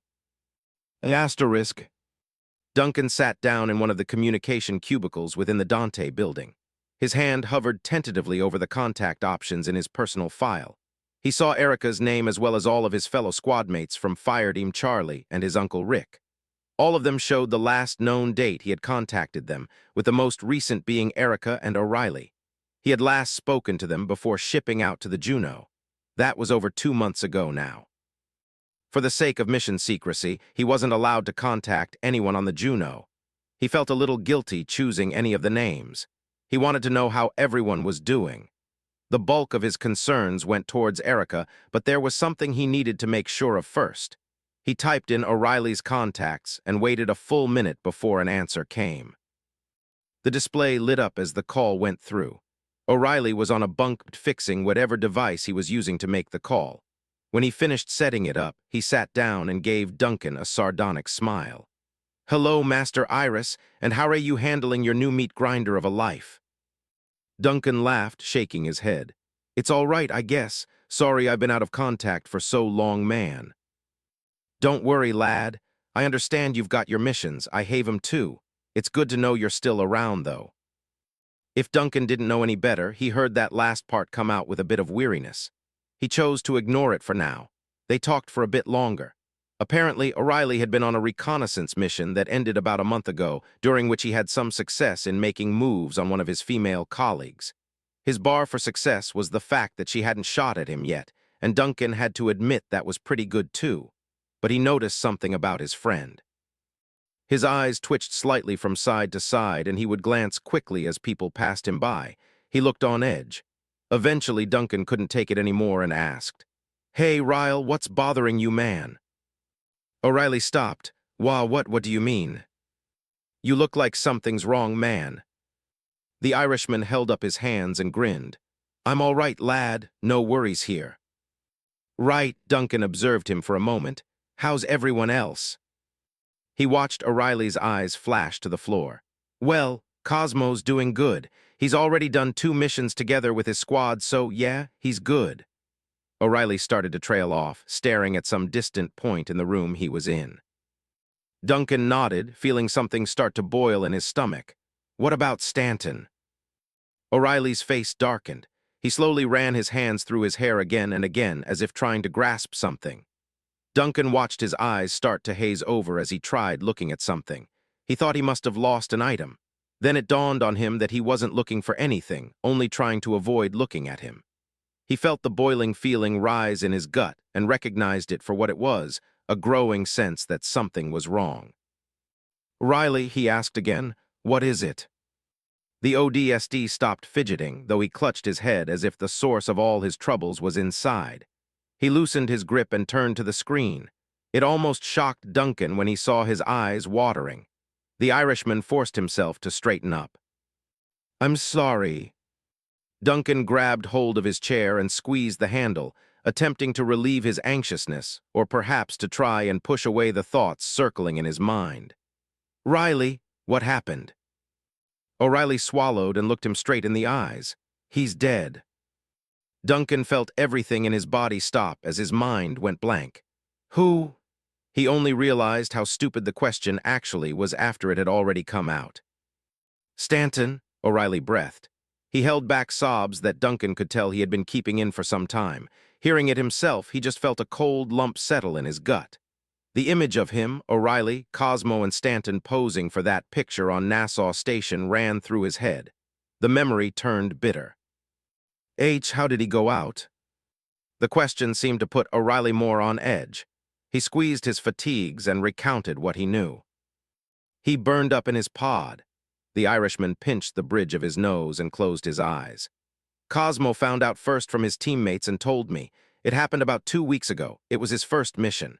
His drag chute failed to deploy during the drop. His buddies had to hear him scream until his comms went off. His frame began to quake. All that time, all that training, and he never even reached the bloody ground." O'Reilly gritted his teeth and cried where he sat. On the other side of the screen, Duncan hadn't felt the hot tears streaming down his cheeks until they had dripped onto his trembling hands. He took in a shaky breath of air and stared up at the ceiling, asking himself why. He didn't even know what he was asking. They all knew the risks when they became ODSTs, but at the time they only understood it from a distance. Now it was up close, and it was someone he knew, had trained with, laughed with, and graduated with. He thought of the time he saw the man throw up on the head instructor's boots and have to clean it up but still have the wherewithal to stay in the program. If any of them deserved a fighting chance to be alive right now, it was Stanton. But he was gone. He wondered if he had been sleeping on his bunk in the Juno, training with the stealth pods, or eating breakfast in the mess hall with the rest of Epsilon, while his friend burned alive in his own pod. The rest of their conversation was a blur for Duncan. Neither of them really knew what to say after that. When they tried talking about other things, the grief sitting in the corner of their minds would simply drown it out until there was nothing else to think about. In the end, they could only wish the other well. "Listen, Duncan," O'Reilly said, wiping his damp face. "You make sure you survive. You've still got that kid of yours on the way, and I want him to be able to see his own dad grow old, you got me, lad?" Duncan nodded. "And you make sure you live long enough to find that girl of yours. I want to be able to invite the 2 of you over to my place in case we ever have a barbecue."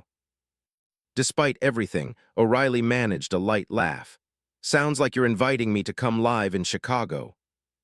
"I am. It's way better for your health than Ireland is, at least, remember." The two shared a small moment of humor. "I just might take you up on that offer," O'Reilly said. "Take care of yourself out there, let's hope that leprechaun luck of yours stays true." Duncan gave him a thumbs up. "Same to you, Ryle." O'Reilly's feed winked off, ending the conversation. Still, it didn't end in Duncan's mind as he thought over everything that had happened in his absence. He held back the tears pulling at his soul and swallowed it down. He would have to deal with it later. There was someone else he needed to check on. He ran through his contacts again. His hand stopped over Stanton's. He forced himself to scroll up and pressed Erica's number. A full minute passed before the call was answered. The confusion was immediate when Duncan saw the grisly face of his Uncle Rick looking back at him and not Erica's. He looked like he was sitting in a white waiting room somewhere. "Uncle Rick." Rick smiled. "Hey, Duncan, how are you, buddy?" Fine, I hope you're good too. Don't mean to be rude, but where's Erica?" Rick nodded, understanding his momentary confusion. "I'll give you a hint of what's going on, son. I had to take her to the hospital earlier this morning." Duncan thought about it for a few seconds before the revelation slammed into him like a truck that had been waiting 9 months to rear-end him. Asterisk. The screen was a blur of movement for a moment as Uncle Rick came down a sterile hall and entered a room. Duncan watched him bring the device to bear, showing him a hospital room with 3 occupants, 2 of which occupied the bed.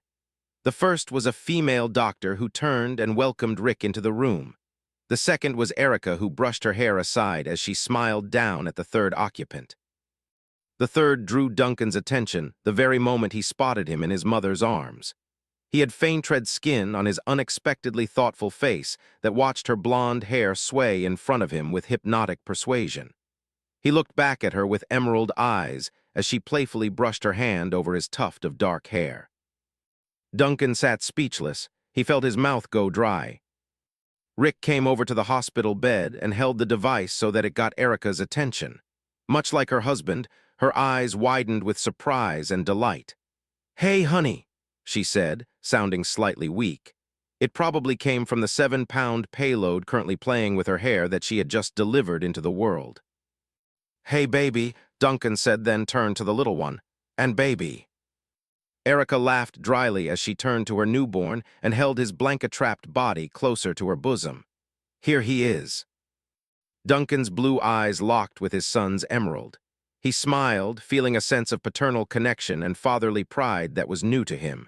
He waved at the screen. "Hey, little Noah, how's it going, bud?" Noah stared at him for a second, and a small smile crossed his tiny lips, earning even larger ones from his parents. A second later, he was back to reaching for Erica's hair and trying to get it in his mouth. She did her best to keep it away, playfully scolding him for trying to eat it. "Took him long enough to get out here," Duncan huffed. "So, when did he decide to finally move out?" "I think he's got a lot, at least 20 more years before we kick him out," Erica corrected. She started bouncing him slightly in her arms. "Around 3, and the little guy woke me up by breaking my water. I called Rick to help get me to the hospital. 7 hours of hard labor later, and here we are." "It's about time, honestly." Rick's raspy voice came from somewhere behind the screen. Duncan looked Noah over some more. His innocent gaze stared at the room with a childish wonder that Duncan could only vaguely remember having himself. He felt for a second that he would give anything to be there, to pick him up and hold him for himself. For now, he had to settle with the fact that he had lived long enough to see him. The 3 of them talked a little longer, the attention of their conversation always surrounding the new arrival to the family. Then Duncan noticed the time on his watch. The staff wanted to meet up in a few minutes to head to the RTETC for a team simulation session. He hated the fact that he would have to be the one to hang up. "Hey guys, I've kind of gotta go now. My team needs me." Erica blinked. She looked like she wanted him to stay for a bit longer. It pained him to see her sigh and accept it. I know," she said, then perked up a little. "Just make sure to tell Sophie for me that she's an auntie now." "I will," Duncan laughed. "Watch yourself out there, Duncan," Rick chided. "Keep your head down and you'll keep it on your shoulders, all right, pal." Erica gave Rick a look that made him chuckle, Duncan joining in. "Will do." Duncan stopped to gaze at Noah. His son stared back and opened his mouth, letting out a cry that grew into a high-pitched whine. "Looks like it's feeding time," Erica said, bouncing him a little more to try and calm him down. She waved back at the camera. "I'll see you later, hun. she blew him a kiss. "Right back at you, babe," he said, doing the same. "And put one of those on Noah's forehead for me, will you?" Erica's smile beamed with admiration. "Oh, look at you being all dad-like." He shrugged. "I am one, aren't I?" She threw him a flirty look. "Touché, just don't get the bod and we're good." Duncan pulled out his bicep and flexed the thick muscle, hitting the gym every day to keep the fat away. Erica giggled. "All right now, get out of here, you big, sexy man. It's feeding time and I need to learn how this whole thing works." She laughed when she saw him go red. He shared in the joy one more time and held up his middle and forefinger in a peace sign. She mirrored the gesture back at him.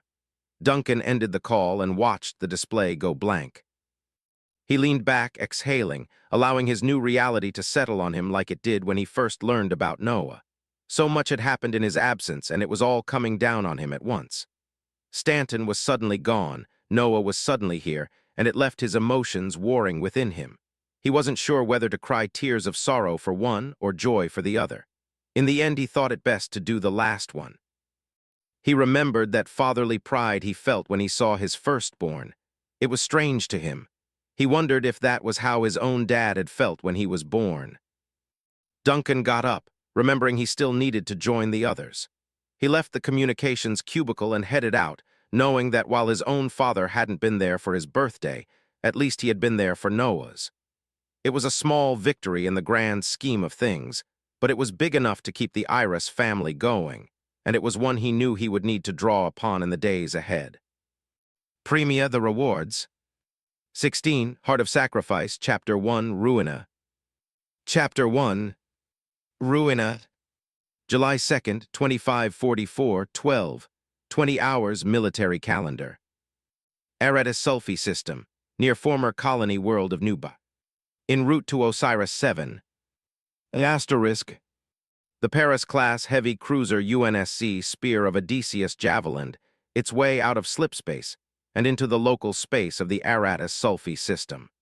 It was a system on the threshold between the inner and outer colonies that had been abandoned by the UNSC before the Human Covenant War.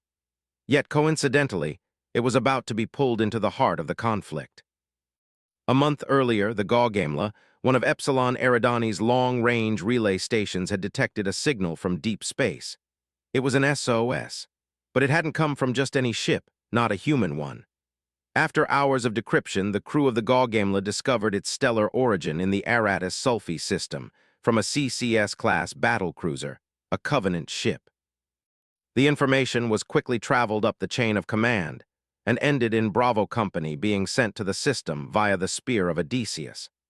As far as Duncan knew from the briefing, the job of the ODSTs would be to secure the cruiser so that UNSC technical specialists could study and extract its valuable technologies. The information gained from it could be used to further develop UNSC ships and begin bringing an end to the Covenant's technological superiority in naval warfare. A worthy goal. If they actually managed to pull this off, then untold numbers of human lives could be saved. On the more radical note, perhaps it would even turn the tides of the war in mankind's favor. However, despite the possibilities, there were three things that stuck out from this whole situation that didn't sit right with anyone. Firstly, it was too good to be true. None of the more veteran ODSTs in Bravo were convinced that such a victory could come about so easily. Duncan had thought they were simply too battle-hardened to believe their fortunes were so good until he remembered the second problem. It was clear to anyone and everyone who thought about it for longer than 2 minutes. If relay station Gaugamela had picked up on the CCS signal from several dozen light-years away, it was more than likely that the Covenant had also picked up on the signal and were on their way to investigate as well. Then there was the third problem that didn't sit well with the troopers, just as it hadn't with Operation Bagman. This would be another when I supervised operation. While Lieutenant Colonel Garrison would still be the man in charge of his company, Lieutenant Commander Cordova of the Office of Naval Intelligence would be coordinating with him to get the job done. The ODSTs still remembered her from their training drops aboard the Juno. While back then, she was under the leadership of one Colonel Ackerson. This time, she would be running the entire show by herself. She had explained to them during the briefing at Falchion Base that their most immediate goal was to secure the source of the SOS signal. This way they would have a chance of stopping the Covenant from finding the ship. She had also offered them the consolation that the system where it had crashed was so remote that the Covenant's chances of reaching it first were astronomical. It wasn't the best analogy in an era where a person could travel between arms of the Milky Way galaxy in less than a few days. Their only chance lay in getting there before the enemy did. For over a month they were forced to endure the possibility that the Covenant, with far faster starships than the one they were traveling on, could have reached the system ahead of them. Duncan had a different concern, however. If they actually came across them, this would be his first run-in with the Covenant. The others gave him some half-hearted advice when he asked about it. Zack told him stories about how he bullied grunts like the second graders he used to mess with as a kid. Hector recounted how he'd squared off with a jackal once and won. But across the board, everyone told him the same thing. If you see an elite, call it out. Don't fight it alone. Apparently, it was a common mistake made by rookie ODSTs to face one alone, figuring they were just as easy to take down as in the simulations. Those rookies more often than not lived very short lives. It was rumored that in First Platoon, only hardcore vets like the staff, Harper and Joels, could be counted on to tango with that class of enemy one-on-one. And if you see a brute, Deeks had said, forget these bozos you call me, understood. That was about all he knew in terms of real, upfront experience. He decided taking the advice on the elites was probably the most trustworthy option. Today he was going to find out how good that advice was as the Spear of Odysseys left slipspace and entered the system. He had done his reading on this region of space before they came here. The Aratus Sulphi system was home to one former colony world. The planet of New Bara, initially known as Az-3, was the third of 4 planets orbiting the star after which it was named. New Bara had been founded in the early 2400s and thrived due to its participation as a middleman in the trade between the inner and outer colonies. Then, it suffered a major economic downturn due to the rising insurrection. So terrible, in fact, that the UEG decided to abandon the colony outright, evacuating its citizens from this region of space. That made the Spear of Odysseus the sole human presence in the system. That didn't mean it was the only presence, however. As expected, they detected the SOS signal emanating from one of New Bara's 2 satellite moons. It was the largest of the 2, Osiris-7.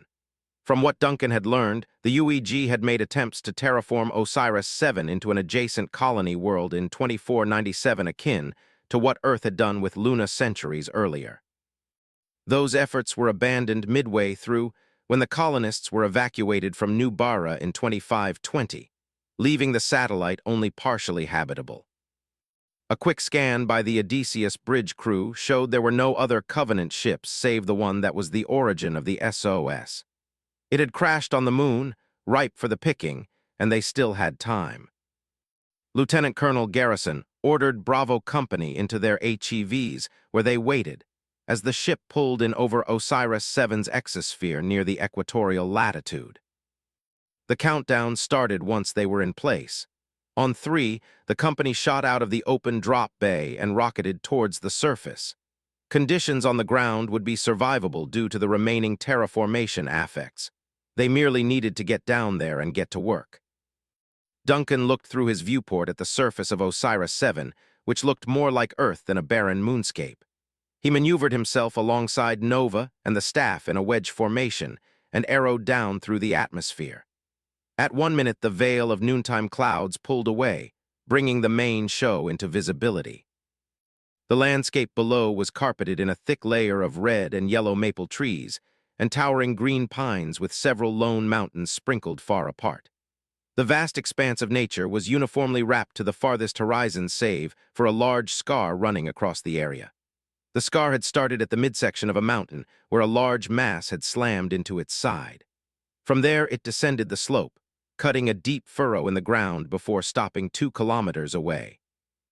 Duncan traced the scar to its end. The massive object lying there reminded him more of a beached whale than a crashed ship. The rounded sides, circular midsection, and ornate surface of the alien vessel told him that it was their target. The CCS-class battlecruiser had crash-landed on the surface of Osiris-7, and was sitting on the forest floor like a dead animal carcass. The only question that remained now was who had killed it. "Check your landing vectors, people," Garrison said over comms. "We do this quick and clean." With another kilometer left to reach the ground, the ODSTs angled towards the opposite side of the mountain. The goal was to initially stay out of sight from any potential Covenant survivors hiding near the downed CCS. From there, Bravo Company would advance across the 2 remaining kilometers to the ship and secure its immediate perimeter before an insertion team went in to investigate the SOS signal source. Since the Odysseus would remain in orbit, it would subsequently be vulnerable the entire time. If Covenant forces arrived in system and took it out, they'd be stuck here. They had no choice but to move quickly. Over 250 manned HEVs baptized the surface and pockmarked it in clouds of roiled earth. Duncan's pod crashed through several trees as his braking rockets screamed through the green and red foliage, causing birds to disperse in every direction. He ultimately slammed into a boulder that bumped his pod back and made it land on its side. While jostling inside his pod, he was thankful the braking rockets had deactivated this time, and also that he had landed face up. Duncan punched the explosive bolts, and the hatch blew off a second later. Sunlight streamed in. A yellow tree gently swaying in the wind gave him overhead shade against the bulk of the noontime sunrise coming from Aratus Sulphi. To his surprise, Rico was already standing over his pod. "You good, Hermano? That landing looked pretty sucky." Duncan shook his head, grabbed his MA-5B from the pod's weapon socket, and pulled himself out of his pod. "How'd you even get here so fast?" Rico jabbed his thumb behind him. Duncan followed where he was pointing to the second HEV just a few meters away, planted perfectly vertical in the ground. He sighed. "I need to get better at this." "You better," Rico said. "Sticking the landing's just as important as surviving the drop, bro." The two of them saw a nav marker from the staff appear on the HUDs. "Come on, let's get moving," Rico said, and started jogging in that general direction. Duncan tagged along, flicking the safety off his rifle just in case. The meeting point was in a grassy field at the base of the mountain left marred by the CCS. The natural beauty of its western face was left untouched, unlike its eastern counterpart. Duncan and Rico left the tree line and jogged towards the hundreds of other ODSTs heading towards the center. While there were others there sporting many different color accents on their BDU that marked off those with specialties, they already knew who they were looking for. The red-accented armor of the staff didn't stand out to the normal person looking at the gathering, but Duncan was already used to recognizing it from afar. He and Rico passed through the knee-high grass until they reached him. The rest of the squad was already waiting. The staff nodded off to them and turned his attention to the lieutenant colonel who had positioned himself near the slope of the mountain. An ODST wearing an armor set Duncan had never seen before stood beside him. The bulk of the armor was still ODST save for a few minor changes to the chest cavity. It was the helmet that was off, however, possessing the slit-like visor of a recon variant. That had to be the ONI agent. "I want 1st and 2nd platoons running point on both sides of the furrow," Garrison said. "Once we secure the perimeter, Lieutenant Commander Cordova will take over and lead an insertion team inside. Watch your sectors and be prepared for a quick EVAC if necessary. Let's move out." Duncan briefly wondered how Garrison felt about having to temporarily relinquish his command to someone who, according to Navy-Marine rank comparisons, was one head shorter than him on the authority totem pole. Still, he focused on joining the rest of his squad as Bravo Company fanned out. The company broke into 2, streaming around the mountain with 1st and 2nd platoons leading either stream. Squad Epsilon moved slightly behind Eagle, but in line with Echo. They spearheaded the movement across the forest, melding with the shadows of trees and dashing through the labyrinth of wooden stalks. Duncan got a good view of the furrow along the way. It was 20 meters deep and several times that number wide. The bottom was dominated by the deep roots of the trees that likely stood there until they were crushed. The splintered, scorched husks of the decapitated maples nearest to the furrow were bent away from the site of impact, suggesting it had been a hot landing. They maneuvered through the torched vegetation for another 2 kilometers until the rear of the CCS loomed high over them. Where it lay, the battle cruiser had created an area of open ground surrounded by trees that survived the last of the damage. Dozens of boulders and chunks of debris surrounded the outside of the cruiser. It would make good cover if anything happened. Right now, however, they were potential enemy holdouts. First platoon met with second at the stern, then split up again. They carefully scoured through the debris field of boulders and rubble, checking for a possible enemy presence. Duncan kept his rifle high as he circumvented a rock twice his size. Sweat drifted down his cheek. He turned to the other side and swept it clear. He breathed out in relief and carried on with the rest of Epsilon. By then, the rest of Bravo Company was coming up behind them. First platoon moved was about to pass the midsection when Echo 4 came in over comms. "Hey, Echo 1, found something." The nervousness in her voice added fuel to Duncan's own worries. What had she found exactly? "On my way," Joel said. Half a minute passed before he came back on, his concern mirroring his subordinates. Echo 1-1 actual." "What is it, Echo 1? "I can't send a feed. The camera won't do any justice here. You might want to see this yourself." He planted a marker on his position about 30 meters into the forest near the ship's bow. "Ep 1, we'll link up with Echo and finish the sweep there so we can check it out." "Copy that." The staff pointed to the rest of Epsilon, then to the marker. The troopers washed through the last of the debris field and slipped into the shadows of the forest again, with Eagle coming in behind them. Strangely enough, there was a trail leading through the tree line and heading further in. It was well trodden, so it couldn't have been made by Echo. And it definitely couldn't have been made by any colonists since Osiris-7 was never officially colonized. That left a single option. Duncan swallowed and hooked his finger around the trigger of his assault rifle. They met Squad Echo in a large opening in the dense forestry. They had their backs to them when they stepped in. At first, Duncan had a hard time figuring out what they were looking at. Then he figured it out once he walked around them. A small stream snaked through the middle of the opening, partitioning it in two before forming a small pond inside the mouth of a large cave. But the cave itself wasn't of any interest. It was what lay inside. They didn't look like what Duncan was expecting. They looked more like dead lizard men up close. The flesh on their reverse-jointed legs and claws showed signs of decay. Their dark gray leathery skin clung tightly to the frame of their humanoid skeletal structure. Then there were 4 separate mandibles and snake-like heads whose dry exterior peeled away to reveal bare bones. The one fact Duncan found comfortable about the discovery was that they were all very much so dead. The staff and Harper came up beside Joel's, who nodded at the bodies. "Looks like there were a few survivors." "Why didn't they bury them?" the staff asked. Harper got down into the cave and crouched down beside one, prompting everyone else to reflexively hold their weapons at the ready. Her being so close to it showed Duncan just how big the aliens were, at least twice his own size in comparison. She stared at its closed eyes as if daring them to open. Thankfully, they didn't, which was in the best interest of the alien unless it wanted to die twice over. Who knows why? These things are the most confusing out of all the covies, and that's saying something. She said, answering the staff's earlier question. "The problem now is what it means that they're out here. Ep 4, start a feed and send it to Neptune Actual." "Yes, ma'am," Hector said and started recording. Harper calmed the lieutenant colonel. "This is 1, Actual to Neptune Actual. We found this about 30 meters out from the crash site. I'm thinking there may be more of them out here that aren't so dead, sir." A moment later, Garrison replied. "I see 'em. This changes things. Get back here ASAP. The lieutenant commander wants you." "On our way, sir." Harper turned away from the cave and walked out to the others. "Come on, people. We're needed elsewhere."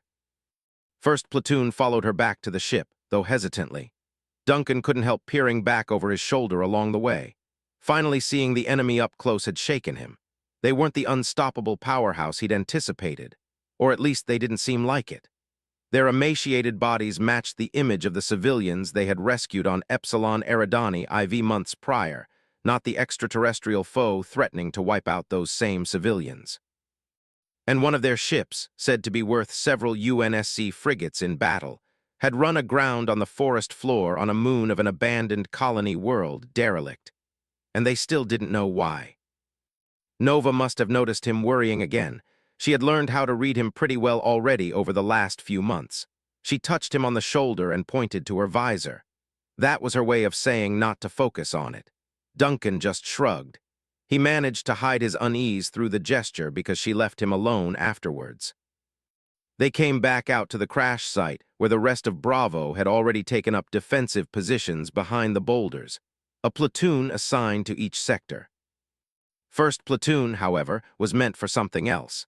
They found the lieutenant colonel standing near the portside hangar bay that was left sealed away by emergency bulkhead doors. The ONI agent was with him. Once he saw the ODSTs, Garrison nodded to the lieutenant commander and moved off. "You needed us, ma'am?" Harper asked.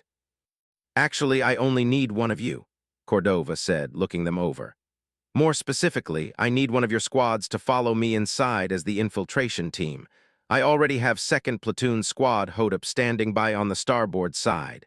Can you lend me one of yours, Captain?" Duncan hadn't expected her to be so cordial as to ask the captain for permission. She could have simply made it an order. Harper looked caught off guard by it as well, and it took her a second to muster an answer.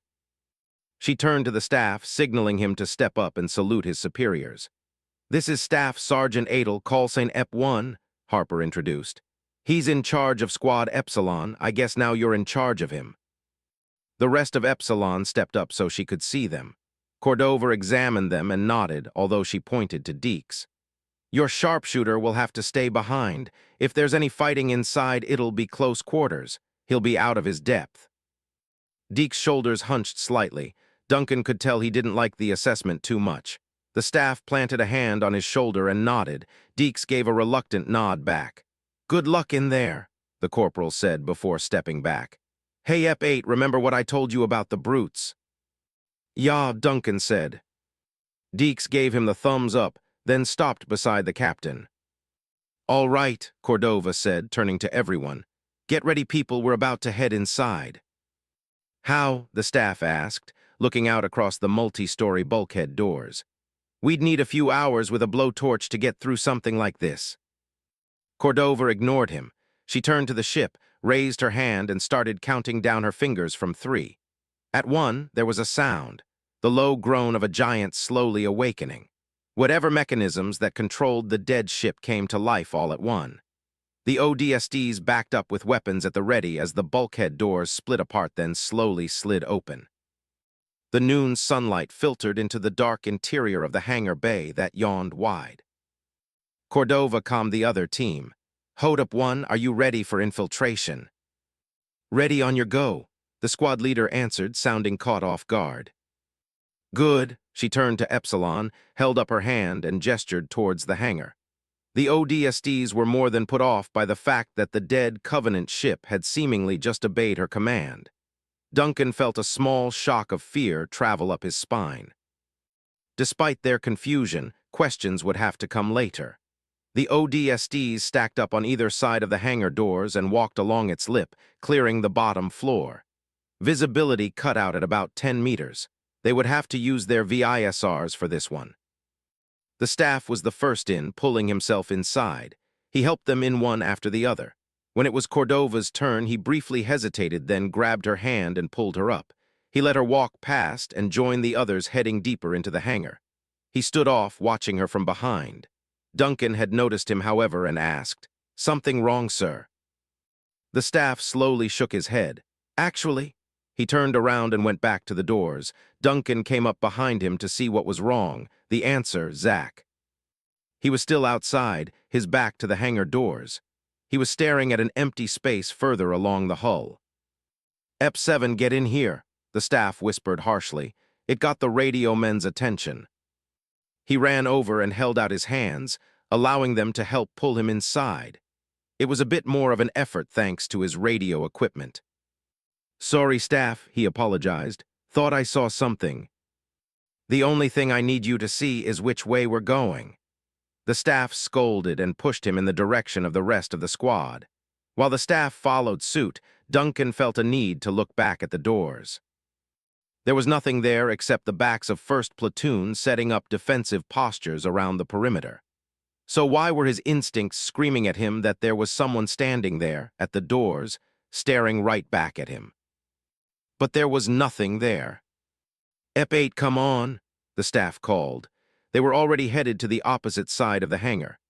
Duncan pushed the thought aside, dismissing it as his own fears, and ran after the rest of the squad. Asterisk. Paro Kashumi watched the humans pass within a few stretches of himself as they entered the ship.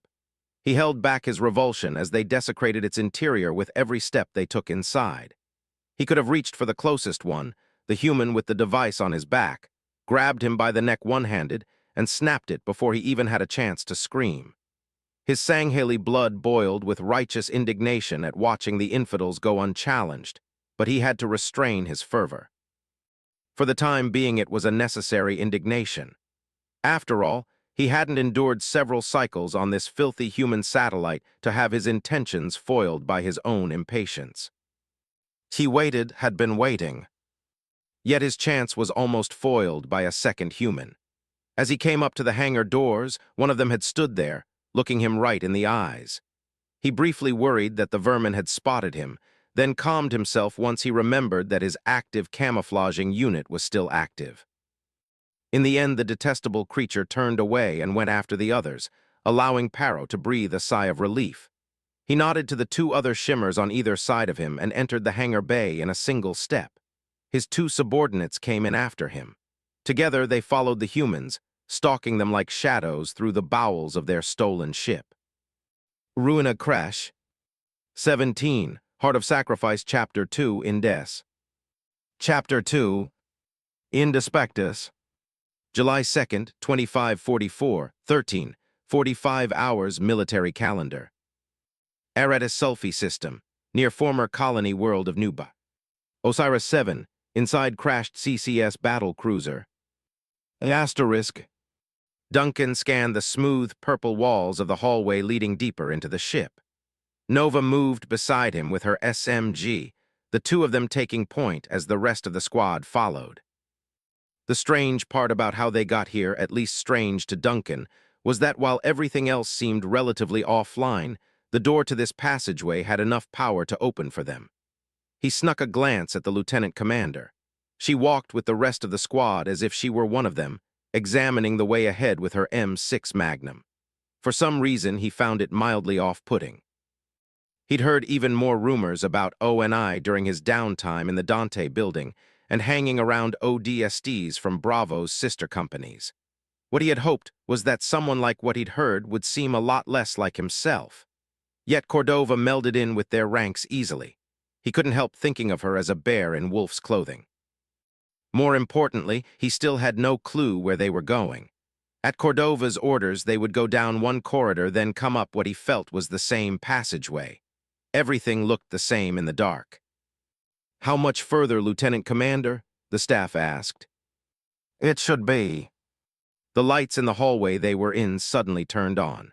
The polished purple sheen of the interior possessed a surprisingly majestic and refined quality that was striking compared to its UNSC counterpart. There was, however, an eyesore. It was an elite miner sprawled over the floor just several meters ahead of them. The ODSTs centered their gun sights on it and carefully advanced. Duncan reached it first and gave it a wide berth as he sidestepped around it. The elite looked like it had been clawing at the deck with one hand while clutching its neck with the other. The way it was decaying told Duncan it had been dead for some time. He softly kicked the larger creature's hand. It didn't move. Zack came up and unabashedly socked it in the side of the face with his boot, causing the body to shift a bit before resettling. "What do you think happened to this one?" "Doesn't look like he was fighting anyone," Cordova commented, examining the body. "Looks like suffocation." That was a clue, Duncan realized. Is that it then? A bad hull breach somehow caused the ship to crash here. Cordova looked at him but said nothing else on the subject. "Let's keep moving." Orders were orders. Still, he wanted at least one question answered about this whole situation. Duncan carried on with Nova down the hallway. But the further they went, the more questions he had thanks to the growing number of bodies they started running into. They found a pair of the humanoid, avian reptiles lying dead against the walls of the hallway. Their U-shaped plasma pistols rested loosely in their hands. "I guess these guys suffocated too," Nova asked. Cordova repeated her earlier response, "Keep moving." They did. After turning another corner, Duncan almost tripped over the cone-shaped methane tank of one of the 5 grunts lying face-down on the floor. Hector caught him by his rucksack and helped him back on his feet, an uneasy balancing act for the larger ODST given the SBANKR on his back. On closer inspection, the team of grunts looked more like alien turtles. To Duncan, their amphibian features, arms and legs looked ready to retract into their orange chest armor like a shell. While they were squat beings, they could probably reach up to his shoulder if they stood upright. But he would probably unload half a clip into their face if they tried it. "Geez," Zach said, "even the fart breathers are dead." Duncan turned to him. "What? You ever smelt what they breathe in, man?" He pointed to their masks, which had been pulled out of their mouths to reveal a more than unsettling sight for a dentist. Maybe it was a good thing Deeks wasn't here. "Are you saying you actually tried one of their masks before?" Nova asked. Zach traced a smirk across his visor. "I'm open to new experiences." Nova and Duncan shook their heads and started stepping over the bodies. "These set don't rely on oxygen, they're methane breathers," Cordova said. "Suction from a breach in the hull likely pulled their masks off and they never got them back on." "So a hull breach then?" the staff asked, having watched her from the side of his visor. Cordova ignored him. "Let's keep moving." Duncan almost had it with her telling them to keep moving when he stopped, although not out of disobedience. It was more so because while being on a derelict alien ship, the last thing he was expecting to see was a human being. Well, it wasn't a human exactly. The holographic figure glowed a ghostly green. He wore an emerald suit and tie and sat in a wheelchair. The way his elderly face and thoughtful eyes turned to the ODSTs as they rounded the corner made Duncan think he had just come from a somber conversation with someone. Then that melancholy feature transformed to genuine joy, like a grandfather seeing his grandchildren at a family reunion. Duncan knew who he was. At the same time, he didn't have a clue. In high school, he had studied North American history. He'd learned about the former United States that fought in the Second World War. He started piecing it together. That was it. He was President Franklin Delano Roosevelt. Then Duncan realized that couldn't be right because FDR had died almost 600 years ago. He mentally slapped himself at remembering it was just an AI with his exact appearance, not the man himself. The green Roosevelt held up a holographic martini cocktail in one hand and tipped it towards them. "It's about time you showed up," he said boldly. "I was worried Churchill would have got to me sooner so he could bug me about getting more involved in Europe." He took a sip of the martini and looked reflectively at the digital fluids swirling inside. Duncan and the others slowly approached the AI, still uncertain why it was even here. Its 2-foot-tall projection sat atop an active Covenant holotank which emitted his image with crisp resolution. The troopers stopped a few steps shy of his tank, he noticed. "Well, come on now, I'm not going to bite, not you of course." He cocked his head, looking past them. "You on the other hand." He was gesturing at Cordova, who stepped out in front. She took off her helmet, allowing her dark, wavy hair to fall freely onto her shoulders. She returned a small smile. "It's good to see you too, Mr. Green." The AI did a graceful bow in his wheelchair. "Took you long enough, dearie. All I've been able to do this whole time is think, and you know that's not good for my health." He knocked back the rest of his cocktail, looked at the glass, and flicked his hand. The glass shattered into a shower of broken fragments. He stretched out his hand beneath it, and it began to take shape. It formed into a labyrinth of interconnected hallways and chambers. "You are here." He pointed out a hallway where multiple yellow dots glowed. "I, however, am in the transmissions section of the ship here." He highlighted an ovular chamber that lay a few hallways away.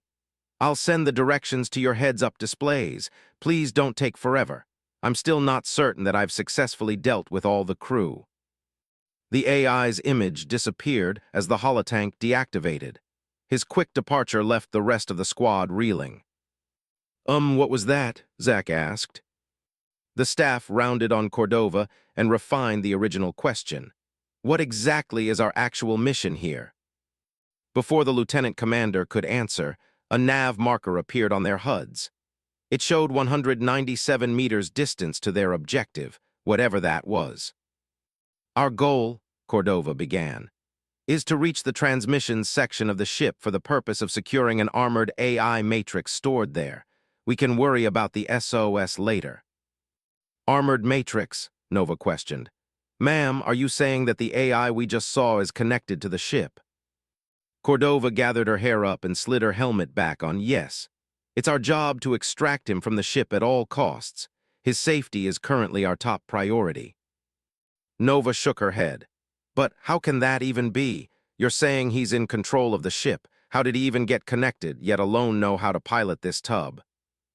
You have a lot of questions and I can't give all the answers, so let's go.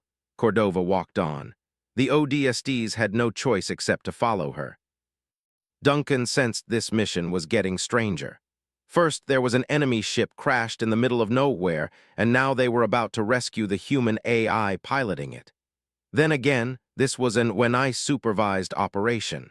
That was probably for good reason. Asterisk. Garrison observed the perimeter that his ODSTs had set up around the ship with eyes set for details. He patrolled around the vessel checking for weaknesses. On the port side, he had already ordered 5th Platoon Squads Goliath and Guardian to form a tighter defense around the midsection, and had 2nd Platoon Squads Horus and Hornet spread out more around the bow. His primary concern now was 1st Platoon. They were the smallest platoon in Bravo with only 3 squads, and one of them was currently running through the CCS. That left the rest of the platoon undermanned as they set up a defensive line near the hangar. He worried that they wouldn't be enough to protect that part of the ship. While they were admittedly one of his best platoons, he didn't want to take any chances. But it couldn't be helped. There weren't more ODSTs to grant them a stronger defense. His only option was to hope that Epsilon's sniper would be able to detect any threats afar off. Under Captain Harper's orders, Corporal Deeks had set up an overwatch position atop the cruiser. He'd fired a harpoon using his SRS-99 into the hull, then climbed up an attached rope onto the top of the ship to set up his rifle. Garrison watched him swivel his sniper from left to right, slowly scanning the tree line. Hodop 3 had also set up a sniper post on the opposite side of the cruiser to provide overwatch for squads Goliath and Guardian. They were an early detection system for any approaching threat. Garrison's attention switched to the Spear of Odysseus as his HUD received a hail request from the ship. This is UNSC Spear of Odysseus to Neptune Actual. Do you copy? It was the man in charge of the cruiser, Captain Archibald. Go ahead, Spear. We're getting a little antsy just hanging around up here. So far, no Covenant have showed up, but we don't want to press our luck. Any updates? The lieutenant commander hasn't said anything yet. I'm checking up on them in a minute for a progress report. We're counting on it. This is 5 Actual to Neptune Actual. We've got a problem, sir. The captain of 5th Platoon's voice came in over another frequency, the urgency evident in his voice. Garrison quickly squelched the conversation with Archibald. What's the situation, 5 Actual? It's Hodop 3, sir, the captain answered. He's not responding. We can see him on top of the cruiser. He's just lying there. Garrison instinctually flicked the safety off his rifle. Any shots fired? Any ordnance? No, sir. From what I can see, he's just unresponsive. That was strange, unless... Garrison whipped his head around to where he knew EP3 would be. Only the ODST wasn't there. Instead, he was casually walking away from where he had been lying down on the cruiser's top side, his sniper already on his back as he headed for the rope. Confusion hit Garrison like a tidal wave at seeing the ODST seemingly abandoning his position without any express permission to do so. Yet he was walking as if it weren't a problem. Asterisk. It started the moment Deeks felt the hair on the back of his neck stand on end. His instincts told him to move. He was only able to confirm what the problem was when there was calm chatter about his counterpart, Hodop 3, who had gone silent on the other side of the ship. It was then that he understood that the top of the cruiser was probably the last place he wanted to be. So he got up, packed up his sniper, and went on his merry way. but the hair on the back of his neck was still standing. He could sense what the cause of the sensation was. He amped up his armor's auditory sensors and picked up more on the sound of his own boots clanking across the metal surface. Then he gradually detected another set of footsteps coming from behind, slow and cautious, but keeping pace. Deke slowly eased one hand towards his M6 Magnum while he hooked his thumb into the firing pin of an EMP grenade with the other. He pulled the pin on the grenade and started counting off the seconds. All the while he kept walking casually down the sloping surface towards the rope. 5. Garrison came in over comms. This is Neptune Actual to EP3. You mind telling me where you're going, son? 4. Deke spotted the lieutenant colonel staring up at him from the ground with Harper and a few others. He didn't like the audience they were giving him because he knew there was a good chance that they were about to watch him die. 3. Don't worry, sir, he replied, his grin evident in his voice. I just need to kill this jerk in active camo up here. 2. What? Garrison asked. Deeks didn't hear the rest of what he had to say. Without warning, he swiveled about and threw the EMP grenade. He fell into a crouch and took aim with his pistol, watching the explosive sail through the air. 1. The grenade detonated in a blinding flash that forced his helmet to polarize. The brief illumination faded away, allowing him to see the shimmering outline of a figure that staggered back from the force of the detonation. Its translucent shields flickered then failed, revealing the crimson and silver armor of a Spec Ops elite. At 2 meters tall, it easily towered over him, and the blazing blue eyes of its helmet stared down the barrel of his M6. Hey there, Deke said and pulled the trigger. He didn't miss. With its shields down, 2 40 rounds caught it in the chest and another in the arm. The elite ducked beneath the last shots and lunged forward with unreal speed. An energy sword flashed to life in its hand. Deeks threw himself onto his stomach, dodging a wide swipe meant to cut him in half. The weapon's intense heat washed over him and his skin bristled. He rolled away and down towards the rope. The elite pursued, leaping forward again. Deeks pulled his legs in close to his chest, which saved him as the twin forks of azure energy stabbed down into the hull an inch away. He slid over the edge, spotted the rope, grabbed it with both hands, clamped his boots around it, and rappelled down to safety. He lost his grip a few meters to the ground and landed hard on his back. Winded by the fall, he blinked away the stars from his vision and looked up. The elite stared down at him from the edge of the top of the cruiser. Its free hand balled into an enraged fist. ODSTs from Squad Echo ran up to him and dragged him away while the rest of 1st Platoon took aim. The elite now found itself in their collective sights, and it turned to retreat. Open fire, Garrison ordered. In an instant, the air was full of hot lead, all aimed at the elite. A few well-placed shots found their mark. However, the elite managed to dash far enough away from the edge to be out of range. No sooner did he disappear than a hail of green plasma fire washed over them, catching 2 troopers in the back. They screamed and fell over as their comrades ducked and crouched to their cover. Figures moved under the shadows of the trees. Scores of grunts and jackals armed with energy shields opened fire from behind them. Among them were elite miners who directed them while squeezing off bursts of blue energy from their plasma rifles. Contacts, Harper yelled, 20 meters out. Return fire, Garrison ordered. The ODST's weapons stuttered outbursts of ballistic death at the enemy. Lead rounds and blue and yellow plasma filled the air between the CCS and the surrounding forest as Covenant forces around the ship revealed themselves and engaged. The troopers met them with fierce resistance, using the debris field and boulders for cover and filling any enemy they saw with bullets. Bravo Company, hold your positions, Garrison said over company comms. Focus on pushing them back. Search and destroy can come later. He switched to a direct comlink to Deeks. EP3, target their officers, he ordered while reloading his MA-37, then peeking out to squeeze half the magazine into a dew of advancing grunts. Blue blood flew out, and they yelped in high-pitched squeals as they were cut down. No problem, sir, Deeks replied. He crawled on his hands and knees through the debris field and crab-walked along boulders until he found one of suitable size. He shouldered his sniper, slid around the side, and sighted down the scope. His trained eyes sifted through the tree line and spotted at least 9 good targets in less than 2 seconds. He homed in on an elite in orange armor, ushering a squad of jackals and grunts forward. His circular targeting reticle turned red when he centered it on its head. He thought better of it and aimed at its mouth, which showed rows of razor-like teeth as it gave out orders. "Hello, officer." He grinned and pulled the trigger. "Asterisk." Duncan spotted the last door and called it out. Unlike the several that they had already passed through on their way here, the lights on this one glowed red. It was locked. "Green," Cordova said. The AI's voice quipped over the ship's comm system. "Don't rush me, dearie. I didn't rush you with how long you took to get here. 1 moment, please." A second later, the door slid apart. The ovular chamber on the other side spanned a diameter of 30 meters from side to side.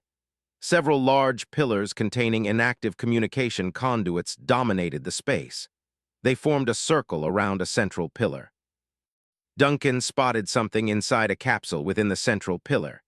It was a cylindrical device with handles on both ends whose form was hooked up to multiple wires that pulsed a vibrant blue. Cordova placed a nav marker on it. "There's the matrix." "EP2, get on it," the staff said. Nova flashed her acknowledgement light and the squad moved forward. There was still collective concern regarding the fighting outside that they heard over comms. Like the AI had suggested, there were some survivors left from the crash. For the time being, the rest of Bravo were holding fast. Duncan was wondering where these survivors could have been hiding until Hodop-1's frantic voice came in over comms. He heard gunfire. "Hodop-1 to LC, we've encountered multiple Spec Ops elites in active camo and are pinned down. We cannot, I repeat, we cannot make it to transmissions." Duncan glanced at the others who were all tense with their weapons up, scanning the room for shimmers. "Hold your ground, Hodop," Cordova replied. "Forget reaching transmissions and eliminate the enemy." They all heard it at the same time, the sound of the door they had come through hissing open again. They spun around and fired through the doorway. Their bullets hit nothing but the walls of the empty hallway. Before they could investigate, bursts of plasma fire launched at them from several different directions. "Cover," the staff ordered. The troopers fell back behind the pillars and aimed out. There was nothing there. Then plasma shot at them again, materializing seemingly out of thin air. Asterisk. Paro Kashumi had stalked the humans through the fallen battlecruiser all the way to the transmissions section.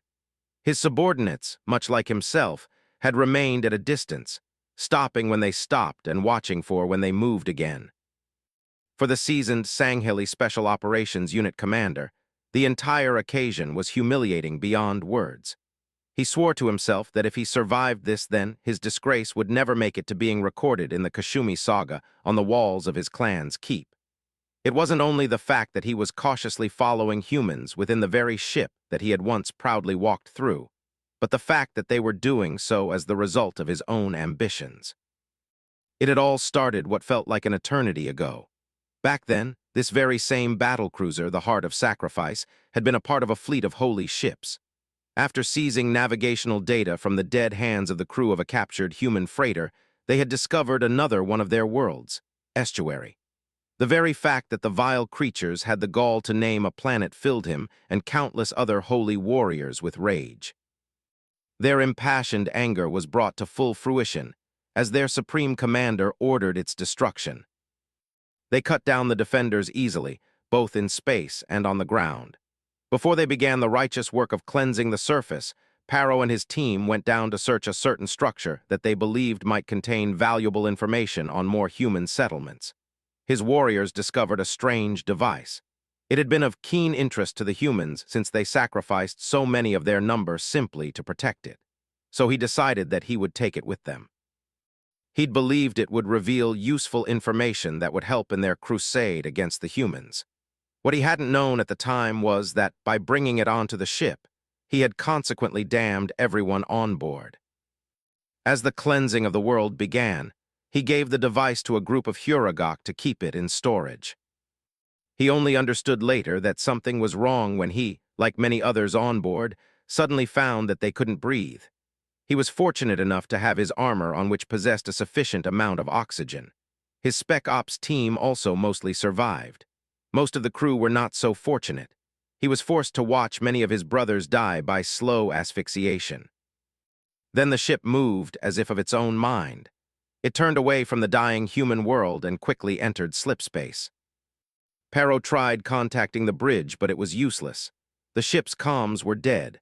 Then the doors started to lock down, cutting him and his team off from any survivors. Something was wrong, and he knew it.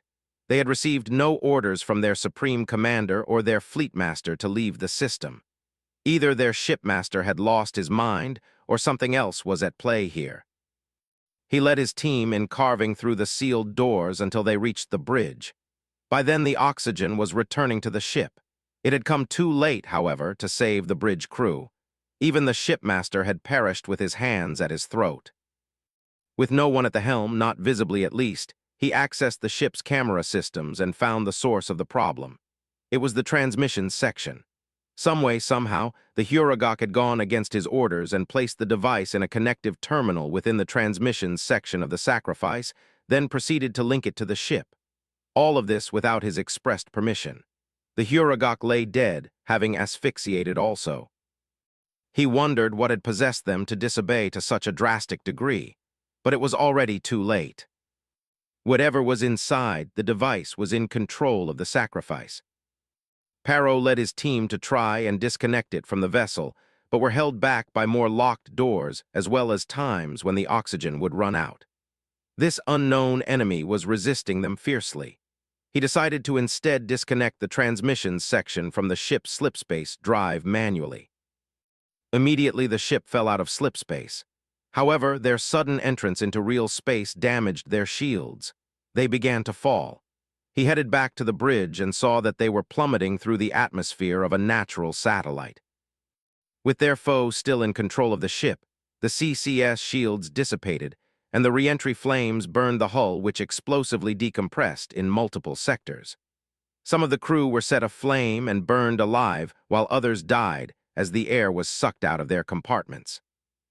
They were thrown about wildly as the heart of sacrifice crashed into a mountain.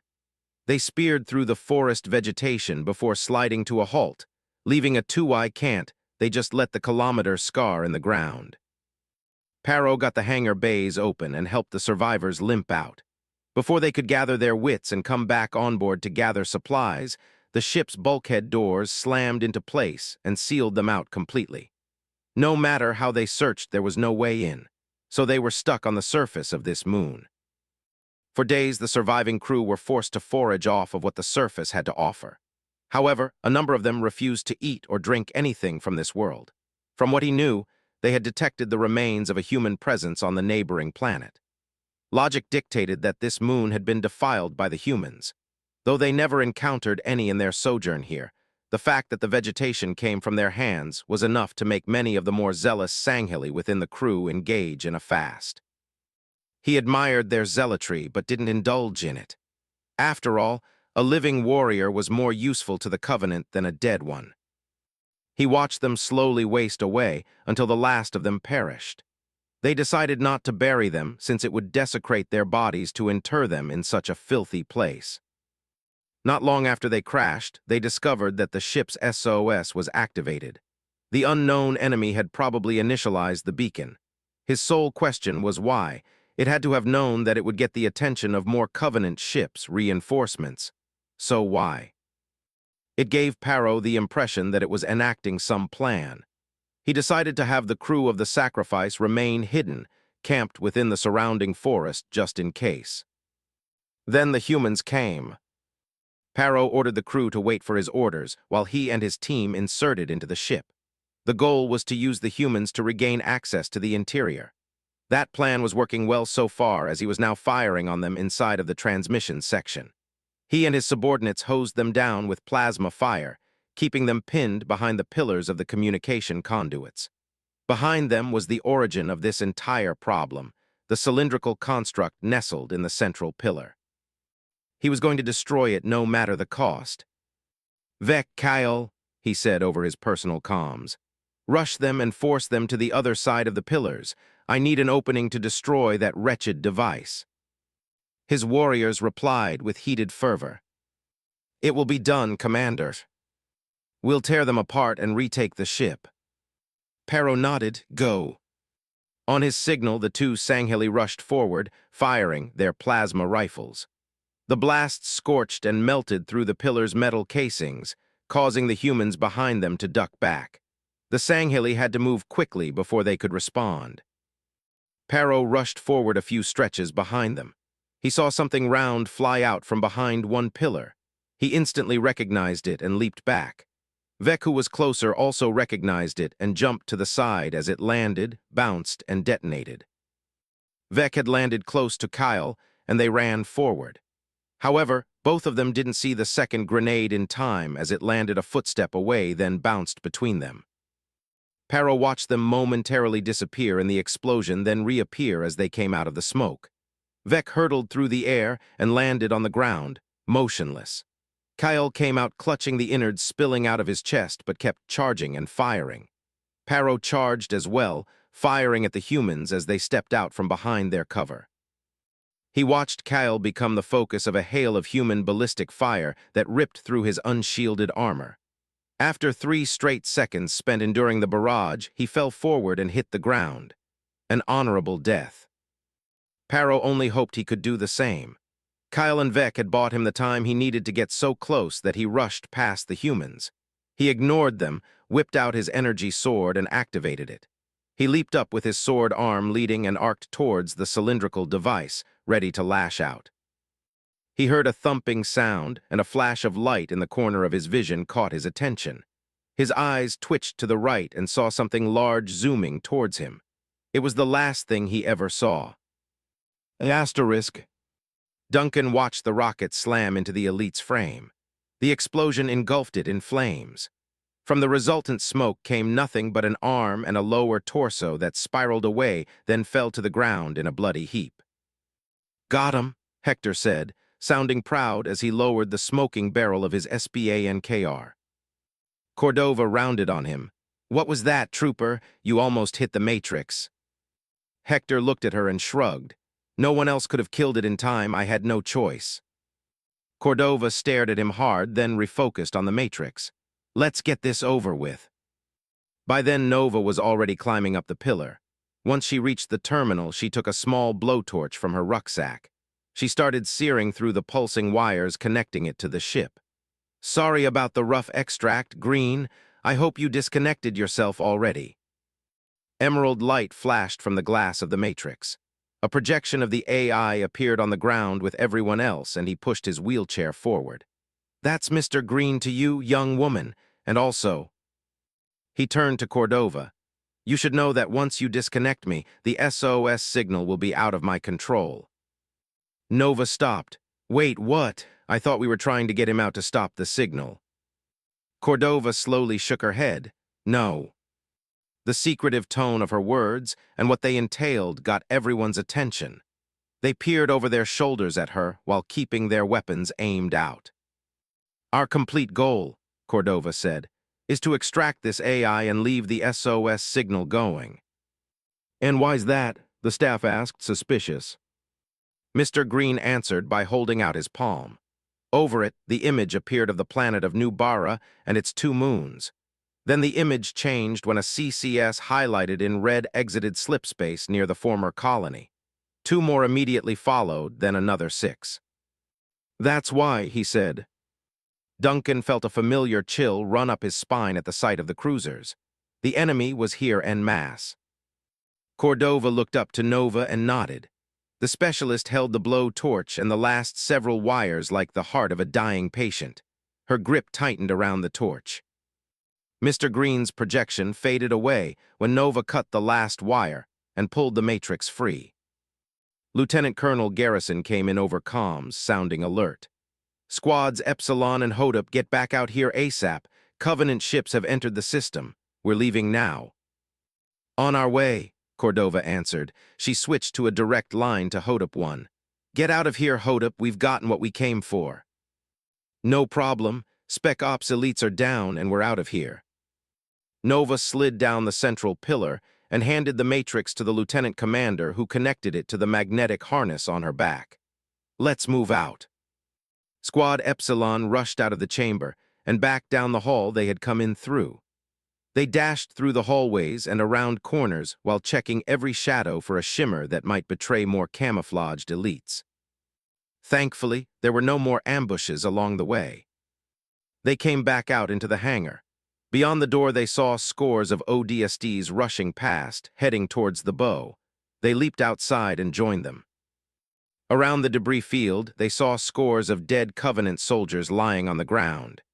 Elites, jackals, and grunts had bathed the dirt in their blue blood, the sign of a total defeat.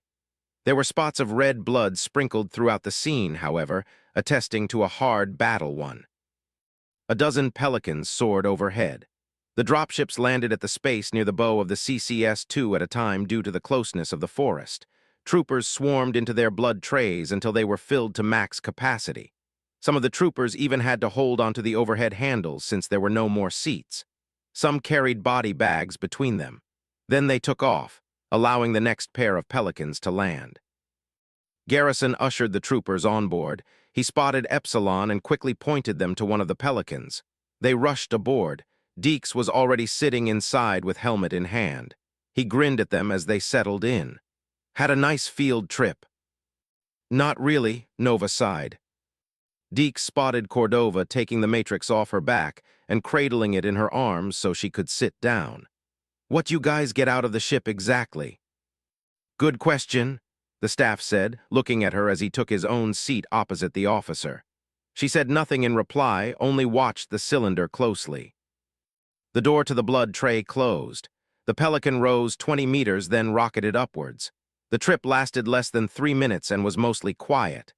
Thankfully, the trip was shortened since the spear of Odysseus had come deeper into the atmosphere to make the pickup. The hangar doors opened wide to receive them. The rest of Bravo Company came in after them. After 10 minutes, the last Pelican had come aboard. They felt the ship turn and leave the atmosphere of Osiris-7. A moment later, the spear of Odysseus lanced into the depths of slipspace. Indaspectus, invisible. 18, Heart of Sacrifice, Chapter 3, Intelli. Chapter 3, Intelligentsia. 7th Cycle, 49 units, Covenant Battle Calendar. Aratus Sulphi System, near newly discovered human world. Aboard CCS battlecruiser Diligent Atonement. Asterisk. Dressed in his golden combat harness, Fleetmaster Ruka Vorami strode with dignified authority across the bridge of the Diligent Atonement. He marched up the ramp onto the circular command platform just as the ship eased out of slipspace. The planet that revealed itself to him on the central screen immediately gained his attention.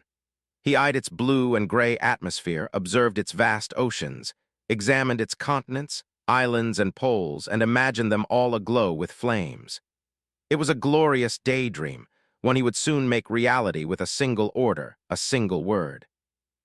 Urzai, Ruka asked, his eyes focused on the screen. Where is it? To the left of the command platform, the Diligent Atonement's communications officer.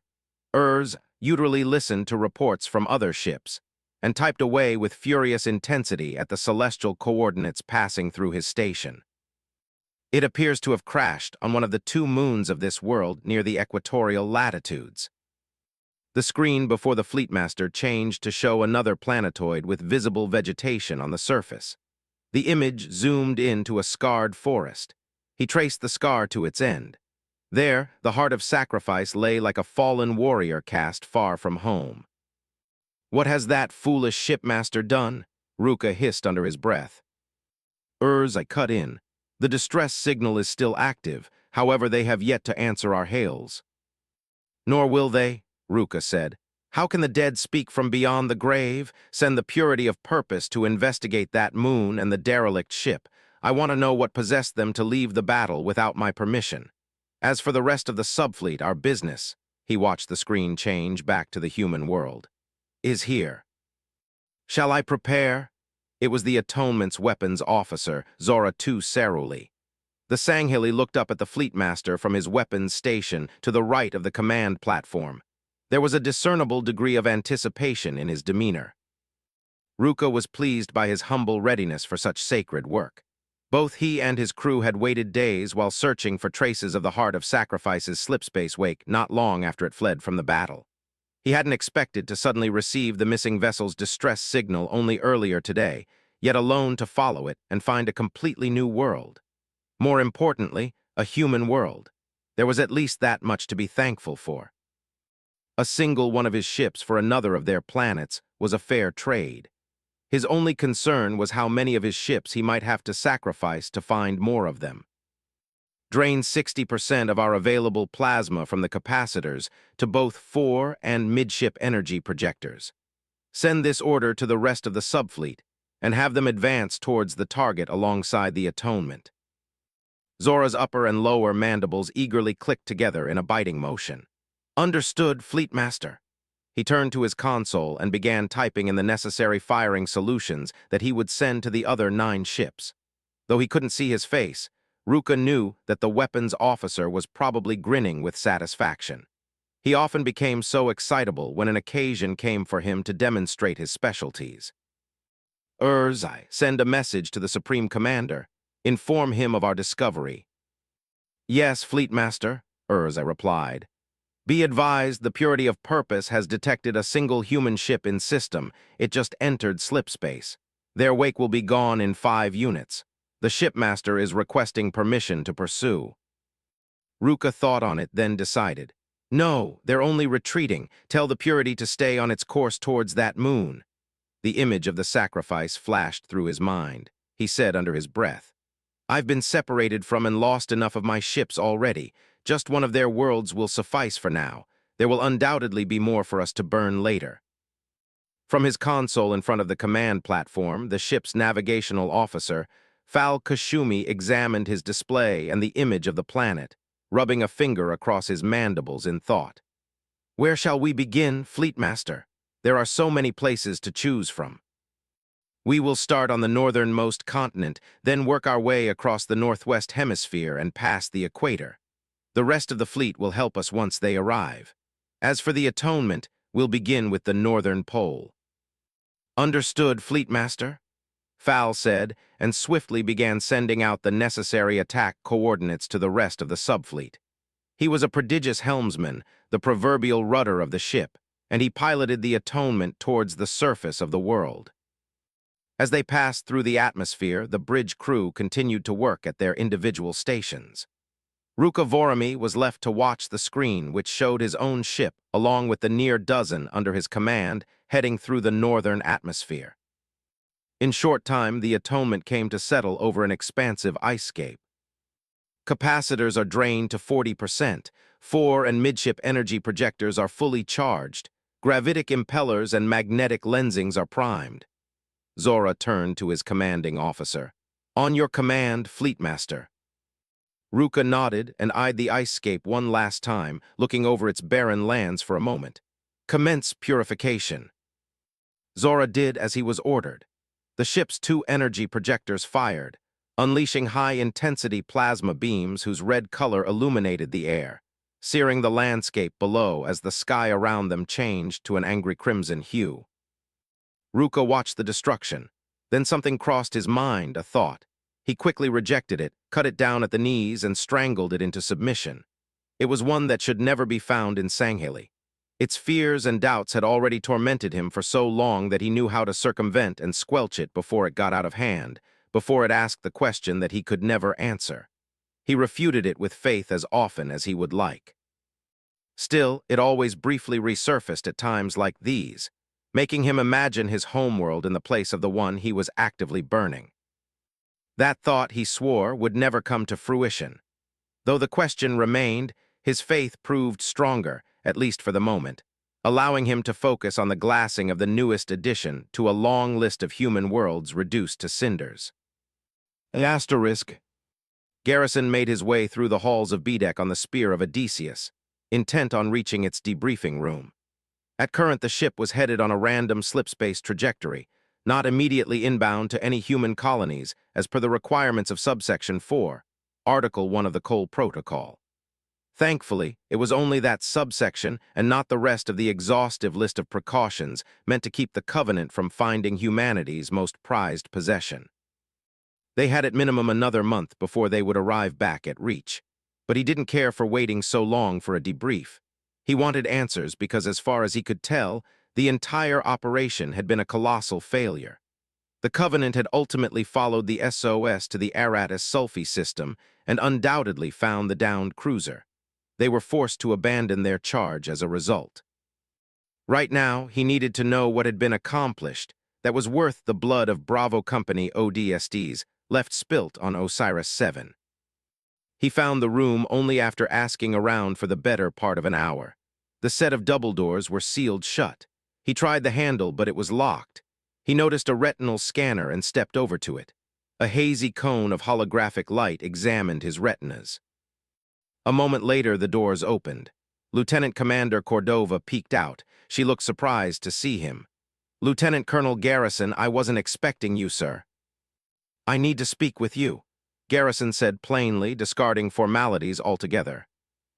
I'm sorry, but I'm in the middle of a debriefing.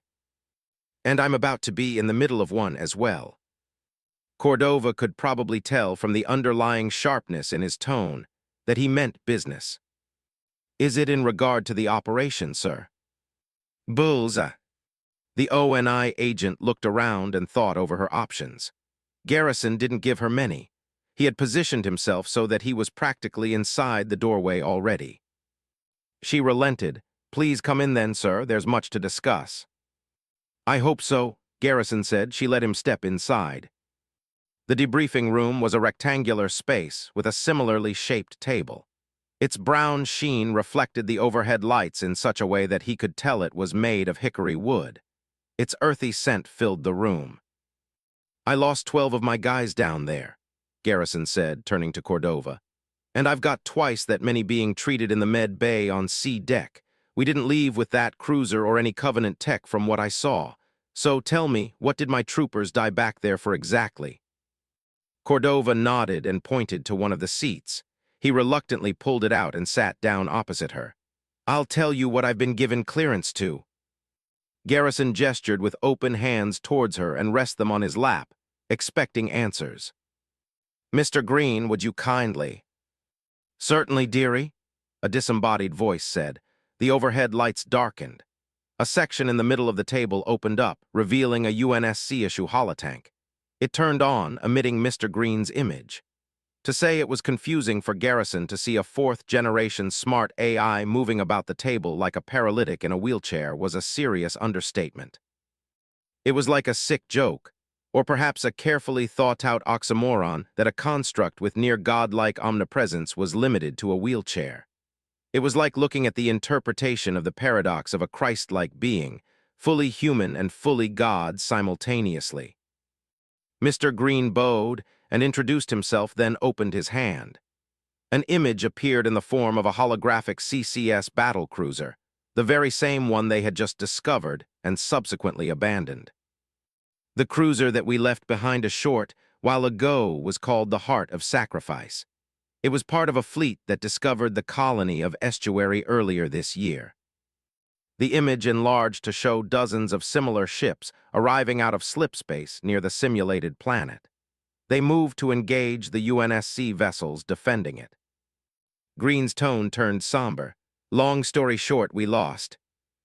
The image fast-forwarded. Garrison saw time after time where UNSC ships were destroyed by plasma torpedoes, while their Covenant equivalents suffered far less casualties to MAC rounds.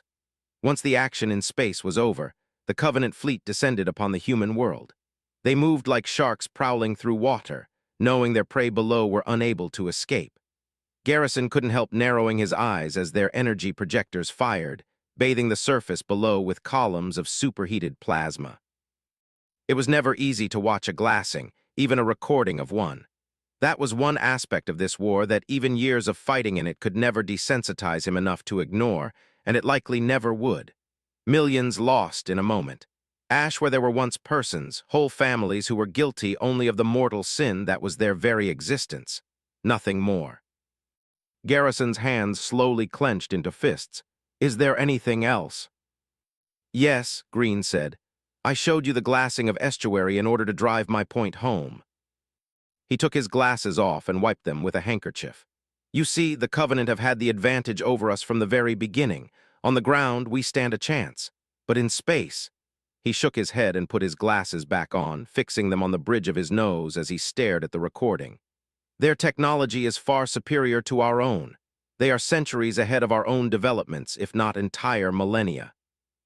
We needed to gather information on them, to learn how their ships functioned, how their plasma weapons and shielding worked, and how they can travel through slipspace in a fraction of the time it takes the average UNSC frigate. The Office of Naval Intelligence gathered data through years of diligent work. Then, 4 years ago, they created what was the culmination of their research. Garrison folded his arms across his chest. And what might that be, if you don't mind me asking? A humble smile rose on Green's face. Me. Garrison's brow furrowed. He glanced at Cordova, who leaned in to explain. The office compiled data from encounters with Covenant tech inclusive of stolen vehicles and hardware, even from operations undertaken by certain elements within the Navy's Special Forces branches.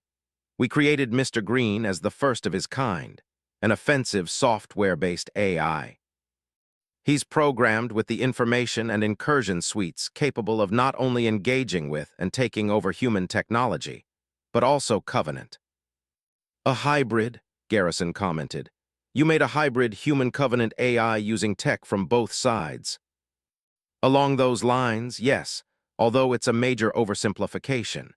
He's the brainchild of nearly 2 decades of desperation and intelligence-gathering operations. I am no child, Green protested. I'm 4 years old, I'll have you know. That's roughly middle age in comparison to flesh and blood people.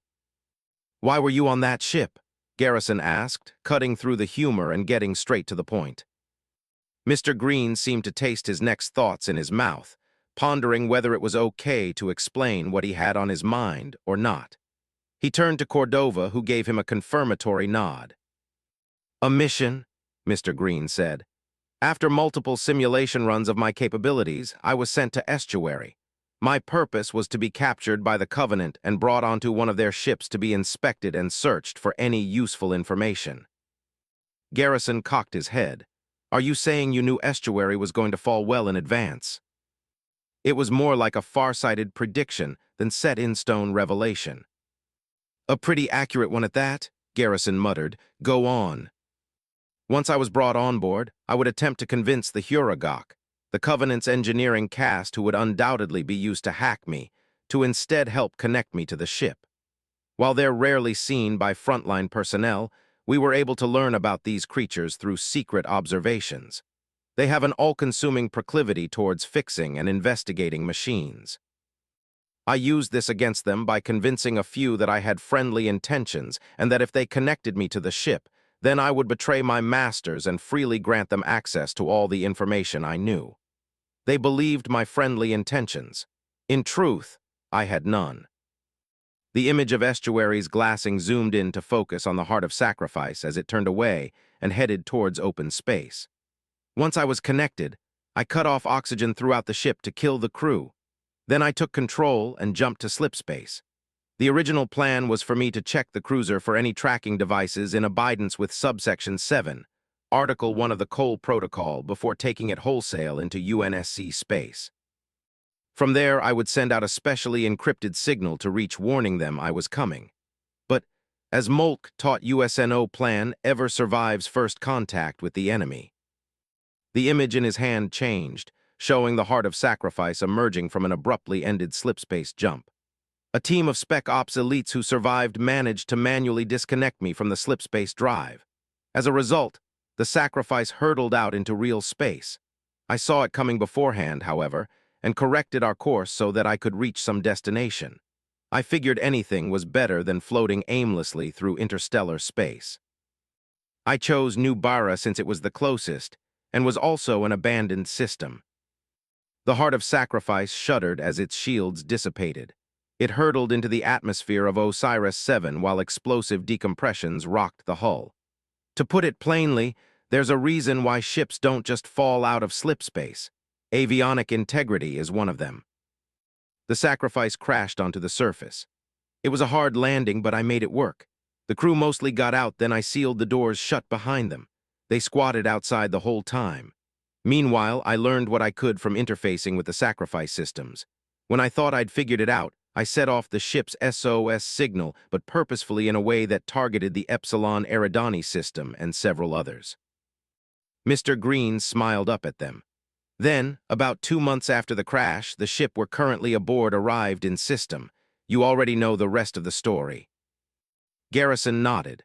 So, what exactly did you learn? I know you're ONI, so you can't divulge everything, but I'd like to know what I can tell my boys and girls to let them feel that this whole trip was worth it. We gained necessary information on how to fly a Covenant ship, Green said. Before this, we never knew. Even my own piloting of the sacrifice at first was mostly the result of the situational guesswork involved in my programming. Whenever we had other Covenant ships cornered, they would either fight to the death or self-destruct or commence the latter to achieve the former.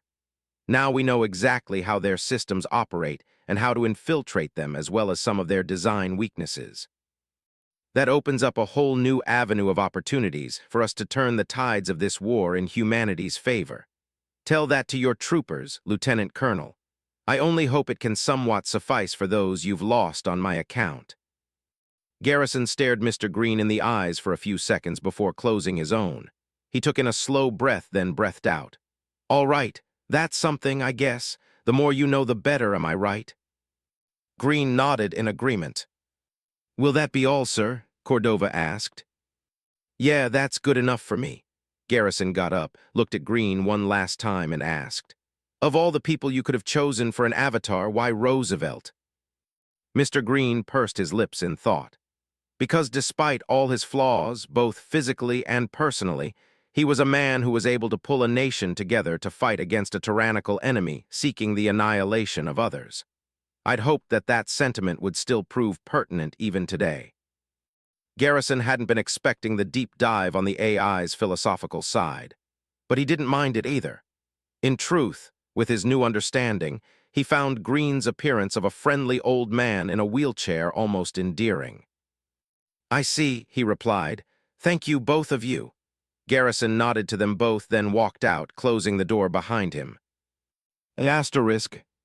The moment the lieutenant colonel was gone and the doors sealed shut, Cordova breathed out a sigh of relief. I hope we haven't divulged too much. Mr. Green turned to her with sympathy in his eyes. You cared to give the man peace of mind regarding the sacrifices of his troops. That's a good thing.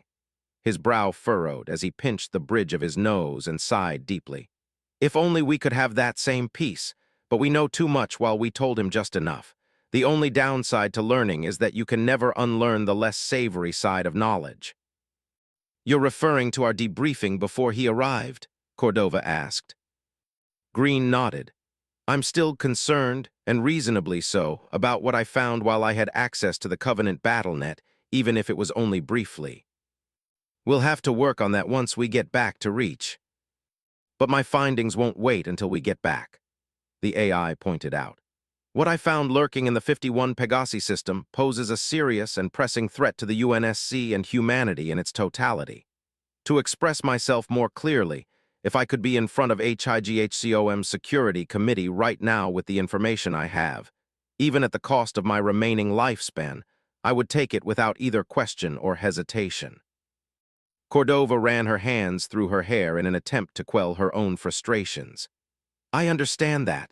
However, there is no such means of teleportation available, so you'll have to settle with our current speed. I'm not downplaying the magnitude of what you found. You've done groundbreaking work. We just need to concern ourselves with practicality here. Really? Green huffed. And what's so practical about sending several platoons of Marines to their deaths in an effort to convince the Covenant that you're worth something? We had to, Cordova said. It was necessary. Tell that to Major Bentham and his boys.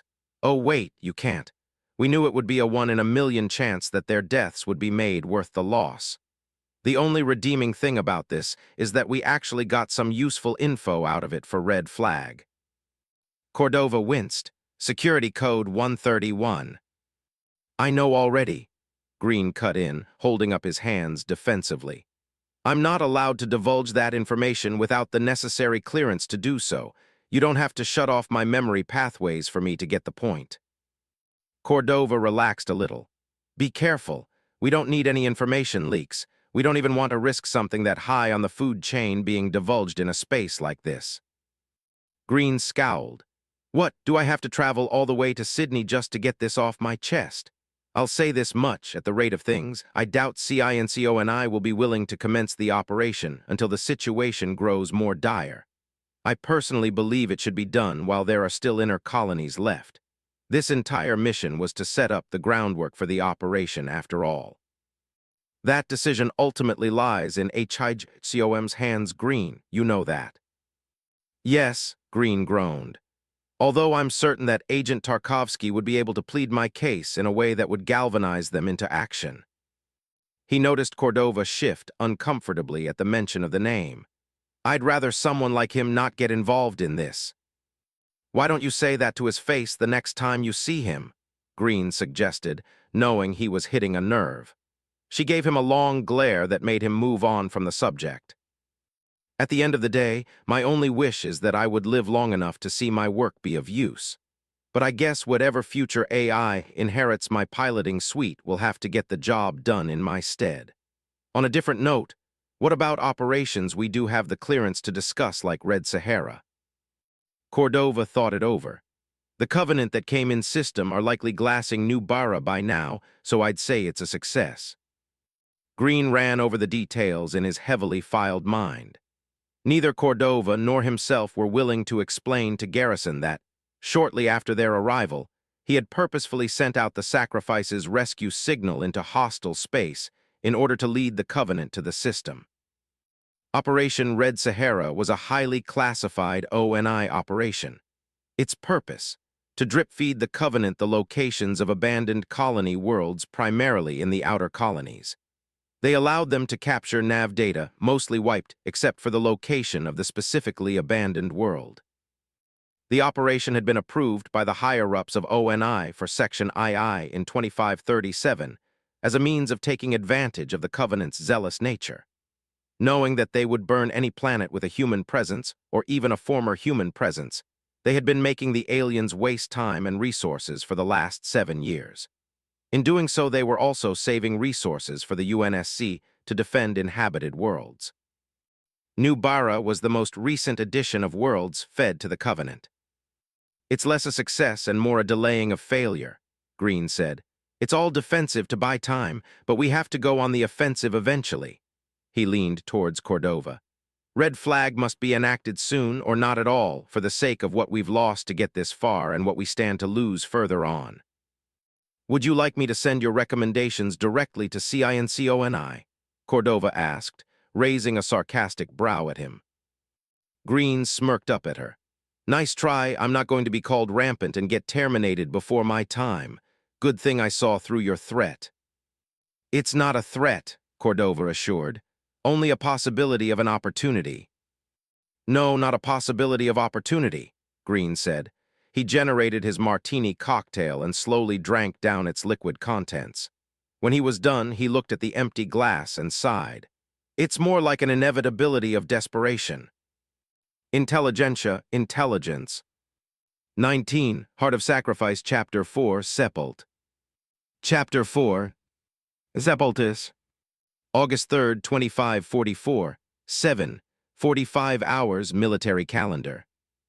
Epsilon Eridani System, Reach. Falchion Base, Sisaba Mountain Region, Viri Territory. Asterisk. The UNSC flag in front of the coronary flew at half-mast in the early dawn. It was in honor of the fallen, not only Bravo companies, but also for Alpha Company, who had similarly returned from a successful mission, although with a few dozen less within their ranks. While most of their comrades' bodies were being returned to their homeworlds, if they had any to be spoken of, those that didn't were buried at a small gravesite at the base of Mount Sisaba. It was an octagonal space, 100 meters in diameter, surrounded by a wire fence. Scores of graves from 7th Battalion ODST's casualties taken over the years occupied the grounds. Their names, ranks, unit affiliation, time of birth and death were listed on their gravestones. Moreover, so were their places of both birth and death. Thanks to the small memorial service being held early in the morning, Duncan had got to see a number of the graves. It was his first time being down here. He'd been told that if you got buried here, if there was a body to be spoken of at all, then chances were high that you were sent here because there was nowhere else to put you. He noticed that the vast majority of the dead were born on worlds that had either gone dark, like the distant Dwarka, or were confirmed glassed like Charybdis IX. It explained what Zack meant when he said that you only wound up here if there was nowhere else left to put you. Duncan also noticed that the locations where troopers died were almost predominantly UNSC defeats. There were few, if any, big victories anymore. He was hoping to see at least some, but there weren't any that he could recognize going through the rows of stones. Then he realized that in truth, the fact there were even graves for these troopers was a victory in and of itself. Most UNSC personnel who fought against the Covenant and lost never had their bodies recovered. Yet even the deaths of these troopers attested to how good the ODSTs of 7th Battalion were in that they were actually able to recover their dead and give them a proper burial. Then it made him consider something, a distinct possibility. His father had never had his body brought home, but perhaps. He wasn't here. Despite his searching, he never found a stone marked with the name Noah Iris. It was only a chance, he knew. Still, he wished he were here. The 6-year-old deep down inside of him had hoped, if briefly, to see his dad again, even if it meant looking at a cold slab of stone in the place of a warm face. The ceremony was simple yet respectful. A few squads offloaded the caskets from a convoy of Warthog transports. Platoons from Alpha and Bravo companies looked on as they were carried, while the slow notes of a bugle player gave a somber atmosphere to the occasion. 2nd Platoon had lost 2 of their guys, including 1 Corporal Roderick Henderson, Callsign Hodop 3. They recovered him after finding the sniper dead on top of the cruiser. He'd been impaled with an energy sword from behind. 1st Platoon also had its casualties. Lance Corporal Leona Harris and Private First Class Thomas Baffa, Echo 4 and Eagle 7 respectively, had both gone down early in the initial fighting outside the ship. Henderson, Harris, and Baffa were among 27 others being buried today. Their squadmates stood the closest to their caskets. They watched them lowered inside, some with tears and others with quiet respect. No one ever cried outright, only looked on as their comrades were laid to rest. Each casket was placed inside their graves in such a way that the part where the dead's feet would touch the bottom first. Then they were rested down inside and buried. Once a hell jumper, always a hell jumper, the staff had said when Duncan asked him about it. It's a tradition that not everyone we lose gets to have done for them. Duncan was quietly relieved that no one from his team had gone out. Epsilon had been lucky to reach cover in time during the ambush inside the ship. On the way back, the staff had praised Duncan for pulling off a tactic that he'd used months earlier, throwing his frag grenades tactfully to use the elite's limber maneuverability against them. Yet Duncan honestly felt the way they handled everything afterwards, especially Hector with his SBA and KR, outshined anything he had done on the fly. He sufficed with the fact that he'd survived his first encounter with the Covenant alongside the rest of the team. However, that didn't stop him from acknowledging the loss of others. They stood at attention until the ceremony neared its end. The lieutenant colonel concluded the occasion with a short address. It started with a single sentence: hell jumper, where you been?" The ODSTs responded in unison: "Feet first into hell and back again." He asked again: hell jumper, where you been?" "Been out for a jump, will jump again." Garrison nodded. Hell jumper, where you been?" He said it slower this time, almost pondering the question as he turned to the graves. "We know where they are, and we know where we'll be, sticking our rifle muzzles into the collective eye sockets of the Covenant for one more day. We only get one, troopers, make it count." The ODSTs of Alpha and Bravo companies gave their leader a unified salute. Then it was over. A few stayed behind to pay their own final respects. Eventually, the 7th Battalion gravesite was left to itself. The wind, traveling through the valley floor, made the surrounding trees sway, casting dancing shadows over the faces of the gravestones, new and old alike. Asterisk. First platoon came back to the Dante building for some R&R while everyone else went about their own devices. Duncan used the time to catch a shower in the communal bathrooms, since he'd had to rush out to catch the funeral. He rested his spare set of clothes on a rack and took one of the empty shower stalls. He twisted the knob into the red and let the warm water wash over his body. It was soothing. His thoughts lulled in his mind as he relaxed. He thought about the gravestones and what was written on them. What caught his attention was where they were from. His mind drifted to the rest of his squad, the very same persons he'd been fighting beside while never knowing a certain aspect about them. Specifically, where they came from. It was an unstated rule among UNSC enlisted personnel in every branch that you didn't ask a person where they were from. The reason for it was because ever since Harvest, more and more persons began hailing from colony worlds lost to the Covenant. For obvious reasons, a lot of people were private about that kind of information. Still, he'd known the others in the squad for more than half a year already. While they obviously knew each other for a lot longer, 8 months had to count for something. His thoughts were interrupted when the door to the men's section of the bathroom opened. Zach stepped in, already half naked. Thankfully, it was the top half. He gave him a thumbs up and got started in one of the showers further down. Duncan thought it over and mentally shrugged. He might as well try it now. "Hey, Zach, where are you from?"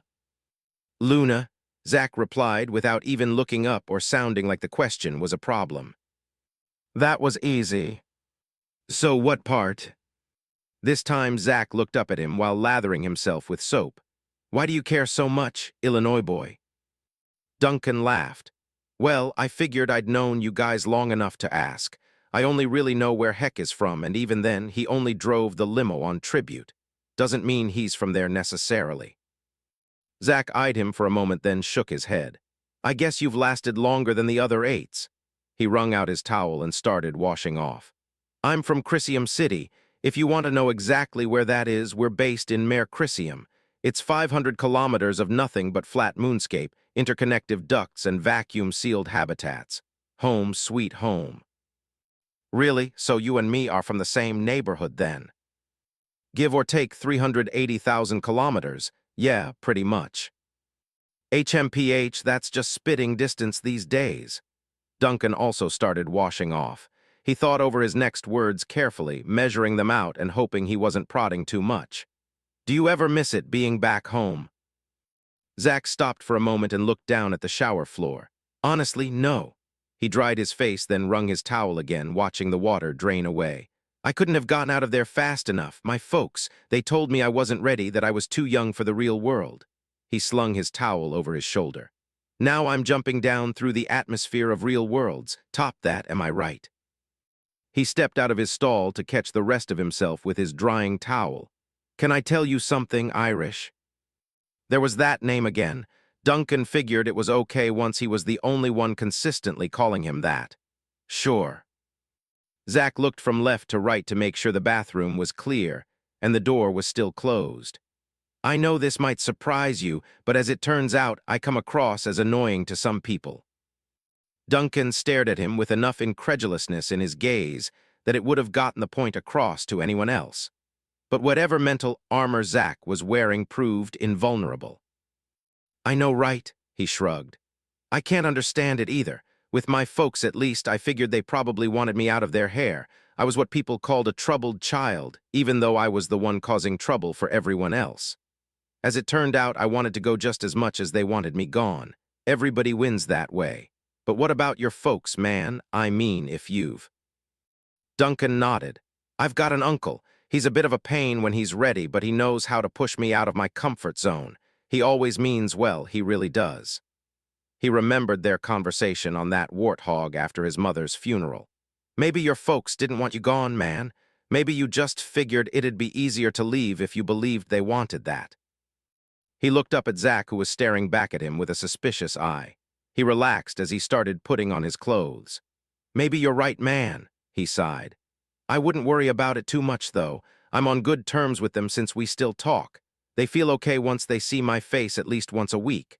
I swear I feel like a college kid in a dorm room, only I've got a gun in one hand and a solid reason to be here. Ever been to college? Duncan asked. Zach shook his head as he pulled his shirt on. Nah, once I graduated high school, and really I shouldn't have, but they just wanted me gone bad enough, I joined the ODSTs. You. My wife did, I just went straight off to the Marine Reserves. Wait, question, you didn't join any other unit before the ODSTs? No Marines, Air Force, or anything? Nope, Zach said frankly. Duncan stared at him for a second. It was normal, if not customary, for ODST cadets to come from other branches of the armed service, so they had experience well in advance to build off of. While they allowed in cadets that didn't fall under that criteria, managing to pass the program with no previous training was almost unheard of. So, if Zach was a troublemaker, Duncan wondered what kind of trouble he might have actually caused. Okay, and why'd you join up exactly? Were you looking for an adventure or something like that? Something like that, Zach affirmed. The way I've figured it, I've got some years ahead of me. Look, I know I'm still a kid, all right? I thought that I might as well help fight so that I can actually live out the rest of my life. If I don't fight, I die anyway, so I might as well have some fun with it. I've got better chances in a burning pod than I do as a colonist on some world caught off guard by a Covenant fleet, am I wrong? Duncan remembered what his uncle had told him on that day, more than a year ago. No, but a shock trooper could amount to something, at least more than a charred body could that didn't try to do anything more than the bare minimum. No, he replied. You're right, you're probably making more sense than people twice your age. I try, but no one likes listening to my wisdom. Zach finished putting on the last of his clothes and made for the doors. Hey, Zach. He stopped with his hand on the door handle. Yeah. What if your folks didn't want you gone? If they wanted you to stay, would it have made a difference? Zach thought it over and turned back to him. Nah. Duncan nodded and let him leave. He was honestly surprised by the result of their little talk. Despite his regular demeanor, Zach actually seemed a decent deal more mature than he normally let on. And to an extent, he almost reminded him of himself. It was a good start. He wanted to ask the others next, so he finished up in the shower, got dressed, and went back out onto 1st Platoon's floor. He went over to Epsilon's bunks. Nova was lying down on her top bunk reading a magazine about the latest model of SUVs from AMG Transport Dynamics. Rico was on his own top bunk adjacent to hers. He was finagling with a set of several firecrackers. Deke sat at a chair in front of his bunk with multiple sets of teeth laid out across it. He used a handheld drill to put holes through them. Notably, the staff, Hector, Yuri, and Zach were missing. Since Rico was closer, he decided to try him out first. He didn't care for small talk after his conversation with Zach, so he went straight for the jugular. Hey Rico, where are you from? Rico shrugged, still focused on examining the blasting caps of the firecrackers in his hands. I'm from No Ease Asunto Tuyo in the 23 No Voya Desert system. I don't. He's messing with you, Duncan, Nova said dryly as she turned the page in her magazine. I wouldn't pry any further on that front either if I were you. Got it, Duncan exhaled and went on his way. He stopped at Deeks. Hey, Corporal, I know I never asked, but where are you from, man? Deeks didn't seem to even hear the question at first, despite that his pen-sized drill wasn't loud enough to drown him out. He asked again. The sniper appeared to hear him that time and turned to face him. How much, he asked. How much what? Are you willing to pay? Duncan was dumbfounded. I don't think I need to bribe you with credits, it's just a question. No, not your money.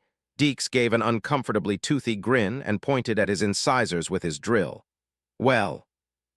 Duncan shivered. I'm Hey Nova. He walked over to her bunk, leaving the sniper to return to his work. Hungary Earth Sol System, Nova said in quick succession, not even giving him the chance to ask the question. And that's all you'll get out of me, so move along. I want to finish this article before Hector gets back. What, you borrowed it from him? Nova gave him a sidelong glance that made him realize borrowed wasn't the right word for it. So where's everyone else anyway?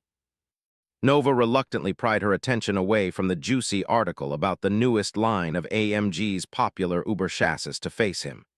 The captain ordered the staff to help with the tour of the base for the newest batch of recent graduates coming to join the 7th. Yuri and Heck went with him. Zach said he was going to the cafeteria for some lunch. Is that good enough for you? I guess. Then Duncan thought about the newly incoming group of troopers. There'd been a new batch sent to the 7th almost every month.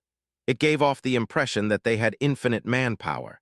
Then he remembered it was really to replace the near equal number of casualties that Bravo and other companies were taking on the regular. The thought made him remember his conversation with Zach, specifically, that he'd lasted longer than the other 8s. One last thing. Nova sighed, what? Duncan nervously scratched the back of his head. Who came before me? Nova arched a confused brow at him. What? I talked with Zach earlier. He told me that there were other EP8s. I don't think you guys ever told me about them. Nova swallowed and glanced at the others. Having overheard them, Rico stopped messing with the fireworks and returned an uneasy look. The whine from Deke's drill filled the void of silence. He kept his back to them, focused on his work. Rico put his hand to his forehead and sighed. Why, Zach, why? What's wrong? Duncan asked, looking between them. Nova put her magazine aside, gazing at him with sympathy. Just listen, Duncan. We had good reasons for not telling you, all right. They're all dead, Deeks cut in. Every last one off 'em. Duncan winced. Huh. Deeks, would you shut up for just 2 seconds? Nova hissed at him through gritted teeth. Deeks went quiet then said, That's 2. Nova huffed in irritation, then exhaled to calm herself. She turned to face Duncan from her bunk. We had a few EP8s before you. 5, Deeks cut in again. Nova took the magazine and tossed it at Deeks. Without looking back, he shifted his head to the side just in time, allowing it to slam harmlessly against the window and fall to the floor. Missed again. Nova's hands clenched into fists. She forced herself to calm down. Yes, we had 5. Duncan felt something heavy settle in his chest. 5. His red-headed comrade gave a tentative nod in reply. Well, what were their names? They were all privates. There was Markham. Then we had Bartley, Rosario, Benson, and right before you, LaGrange. LaGrange the Strange, huh? Deeks laughed. I remember that guy. He was a Frenchie. He had the balls to make a bet with me with his molars. He actually won it too, so I had to pay him 50 cred. Wait, so how did these guys go out? Duncan asked. Nova was too uncertain to speak, so Deeks spoke up for her. Markham got killed by an elite. Here's a life lesson, D. Never take more than one needler round to the face. What comes next would make Picasso proud. Then there was Bartley. We're actually not certain about him. A grunt shot a fuel rod cannon at where we'd last seen him standing. We never really found enough of him to say what happened for sure. Deeks, Nova said with threatening patience. He continued unabated. Rosario's pod ran into an asteroid. Benson, that idiot, tried charging at an elite that had an energy sword. Deeks traced his hand down from the top of his head past his groin. Rico shook his head and hugged himself a little at the memory. I never knew you could get cut like that, bro. Seriously, I didn't.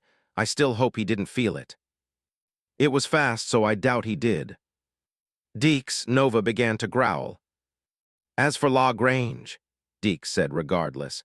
He ended up getting shot by New Alexandria police. He went MIA for a few weeks, then resurfaced on a police report.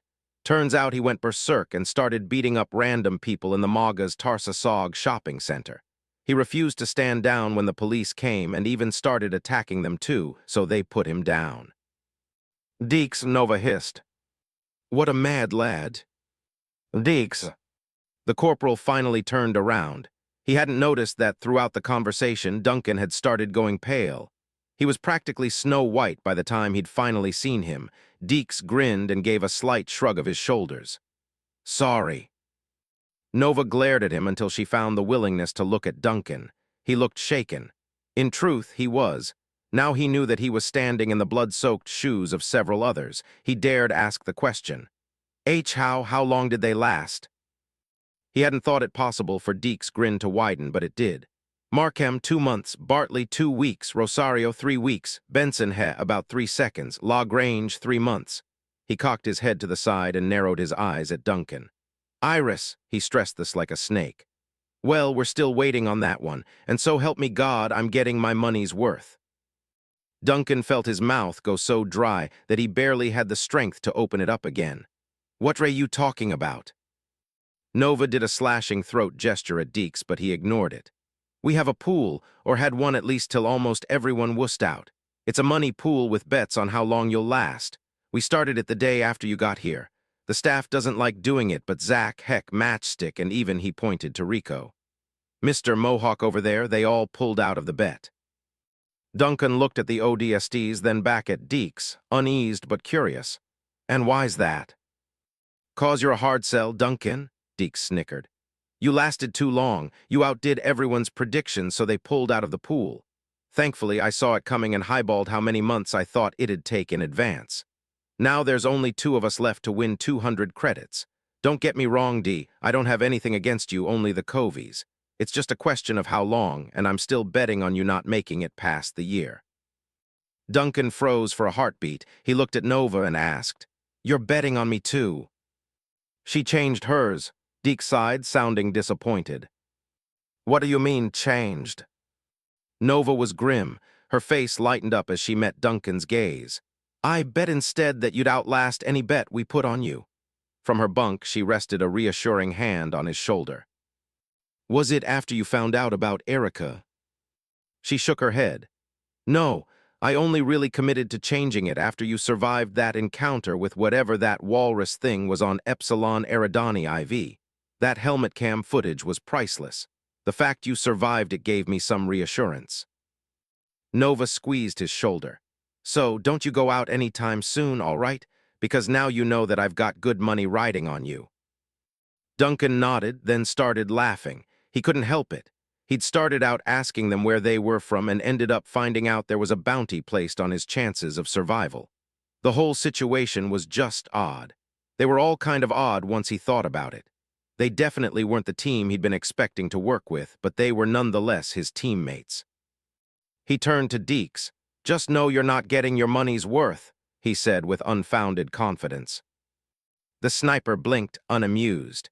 "Sounds like you want to join the pool, too. How much weight are you willing to put behind those bold words of yours?" Before Duncan could answer, the elevator door opened. Zach stepped out with a half-eaten donut in hand. They watched him intently as he floated over to them while nonchalantly finishing up the pastry. It caught him off guard once he finally realized that they were staring at him. He swallowed the last of the donut, and with glaze still covering his cheeks, he asked, Okay, what I miss?" "Asterisk." "Zach just can't help himself, can he?" Erica asked, shaking her head sympathetically on the other side of the display screen. In his communications cubicle, Duncan breathed out. "Nope, but at least I know now, and I also know I'm not about to give Deeks his money's worth." "You better not," she pressed, jabbing a playful finger at him. "Or so help me I'll come out there after you and bring you back to life myself. You got it." Duncan chuckled at the threat. "Sure thing, Cap." Crying distracted Erica for a moment. She moved from the table in their apartment kitchen where her device was situated. She stopped to take a spoonful of the semi-liquid baby food from a container and brought it to Noah, who sat crying in his feeding chair. She tried gently leaning the spoon towards his mouth, but he batted her hand away, causing the food to spill over his bib. She peeked over her shoulder at Duncan, sighing, "A little help here." Duncan nodded. "Just get me in clothes." Erica giggled. "All right, Helljumper." She took the device and brought it to face Noah. Duncan opened his own mouth, saying, It's like this kiddo, Noah's tears slowly dried up. He started looking at his father with awe-like fascination. He gradually opened his mouth and started giving off a low gurgle. Erica seized on the moment and took a picture on her phone with her free hand. She put the device down, then took the spoon and slipped it in and out of her son's mouth. Thankfully, he took the food this time. "Gotcha," Erica cheered. "Now if he can just keep doing that without me having to call you." "He'll figure it out." Erica waited till her 5-month-old swallowed before traversing another spoon into his waiting mouth. "So, how's O'Reilly doing?" "I talked to him earlier today. He's not been able to call too much these days. He's handling himself pretty good, though. He's going on missions left, right, and center about twice as much as me." Duncan looked around, then cupped a hand to the side of his mouth. "And just between you and me, it looks like he's finally got a girlfriend." Erica perked up and blinked at the screen. "Really? Who?" "One of his teammates that he's been dropping off hints to for a while." "Wait, was it the Bulgarian girl with the hazel eyes, or the tall one with the braids from Tribute?" "The Bulgarian," Duncan answered. "Of course, they've got to stay professional, so they're keeping it on the down low. Looks like they're really into each other, too." Erica folded her arms over her chest and put a contemplative finger to her lip with a scrutinizing gaze. "Yuha, and how many times has she tried to kill him?" "Surprisingly, none," Duncan laughed. "Remember, the tall one threatened to knife him in his sleep after he tried making a move. At least the other one was okay with finding a flower in her bunk." Erica breathed out in relief. "That's good. He's making progress with the type of women he attracts. I'm proud of him. Tell him I can't wait to see him here in Chicago one day." "I'll make sure to pass on the message," Duncan said. "Oh, and what about Cosmo? Have you heard from him recently?" "Nah, I was going to call him afterwards, though, to check in." Noah started crying again. Despite Erica's best attempts to placate him with another spoonful of mushy baby food, he wasn't taking the bait. She sniffed his Pampers and figured out what the real problem was. "Okay, looks like the jig's up. I'll have to call you back later." A mom's gotta do what a mom's gotta do. "At least until kindergarten," Erica said. They laughed a little. Duncan waved. "I'll catch you later, Mommy." Erica took Noah's flailing hand and waved back with it. "You too, Daddy." With a satisfied smirk, Duncan ended the call. He had to admit Noah was growing up pretty fast. Sure, he was still a 5-month-old. Even so, he looked like he was getting bigger. Maybe it was the fact he only got to see him every so often that made it easier for him to notice the change. He figured that soon his son would be walking on his own 2 feet and going out to make a life of his own. He hoped he made it that far to see it for himself. Duncan switched to Cosmo's number. Stanton's was already gone. He deleted it some time ago since the man linked to it was gone as well. It was hard. He skipped over the missing spot and pressed Cosmo's contact. After a few seconds, the call went through, but it wasn't Cosmo that picked up. The image showed a slightly older man wearing an ODST t-shirt and standing in front of an open locker. He had a fist-sized burn mark on the left side of his face that appeared recent. He looked confused at seeing Duncan. Hello." Hey," the trooper answered. "I guess you're a friend of Cosmo's." Duncan felt something shrivel inside of himself. He slowly nodded. The older ODST's face melted to one of deep sympathy. He looked at the locker, then back at him. "I guess he left this thing in here before we last went out." "Last, sir?" "Oh, no, sir. I'm just a private second class. The name's Donovan. I was on the same squad as Cosmo." Duncan knew he'd heard the name brought up before during some of his calls with Cosmo when he referenced his squad mates. "I'm sorry, you were on the same squad." Donovan breathed out deeply. "Cosmo's gone. He died on our last mission 2 weeks ago. He was trying to drag a wounded member of his squad to safety when a Jackal sniper spotted him. We were able to send his body home. It was the least we could do." Duncan felt the heaviness again. It settled on his head and worked its way down his body until he couldn't move. He felt paralyzed, glued to the chair he was sitting in. He forced feeling back into his mouth, willing himself to speak. Who did he fought to gather his thoughts. Did the guy he was trying to save make it out of there? Donovan nodded and looked like he was about to confess to an undesirable truth. "It was me, actually. He'd barely been with us for half a year. He was a cowboy that didn't know the ropes but still took them head-on as if he did. I told him to leave me behind back there. But if he hadn't been so hard-headed, he'd be the one here right now, not me. I'm sorry."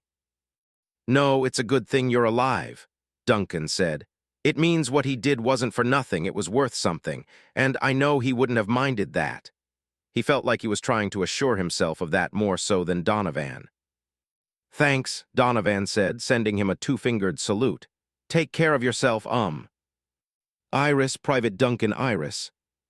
Keep on keeping on for him, Iris. You and me both. Duncan returned the salute. Will do. Donovan ended the call, leaving Duncan to stare at the contact and the face of his dead friend on the profile picture. His hand shook as he hovered his finger over it. In his mind, the image of his picture together with the rest of Charlie team on Nassau Station had already burned to the point that Stanton was gone. This time it burned a bit more to the left, taking Cosmo next and blackening the image even more. Now him and O'Reilly were all that remained on it. He forced himself to hold down the contact then, with a shaking finger pressed delete. Sepultus buried,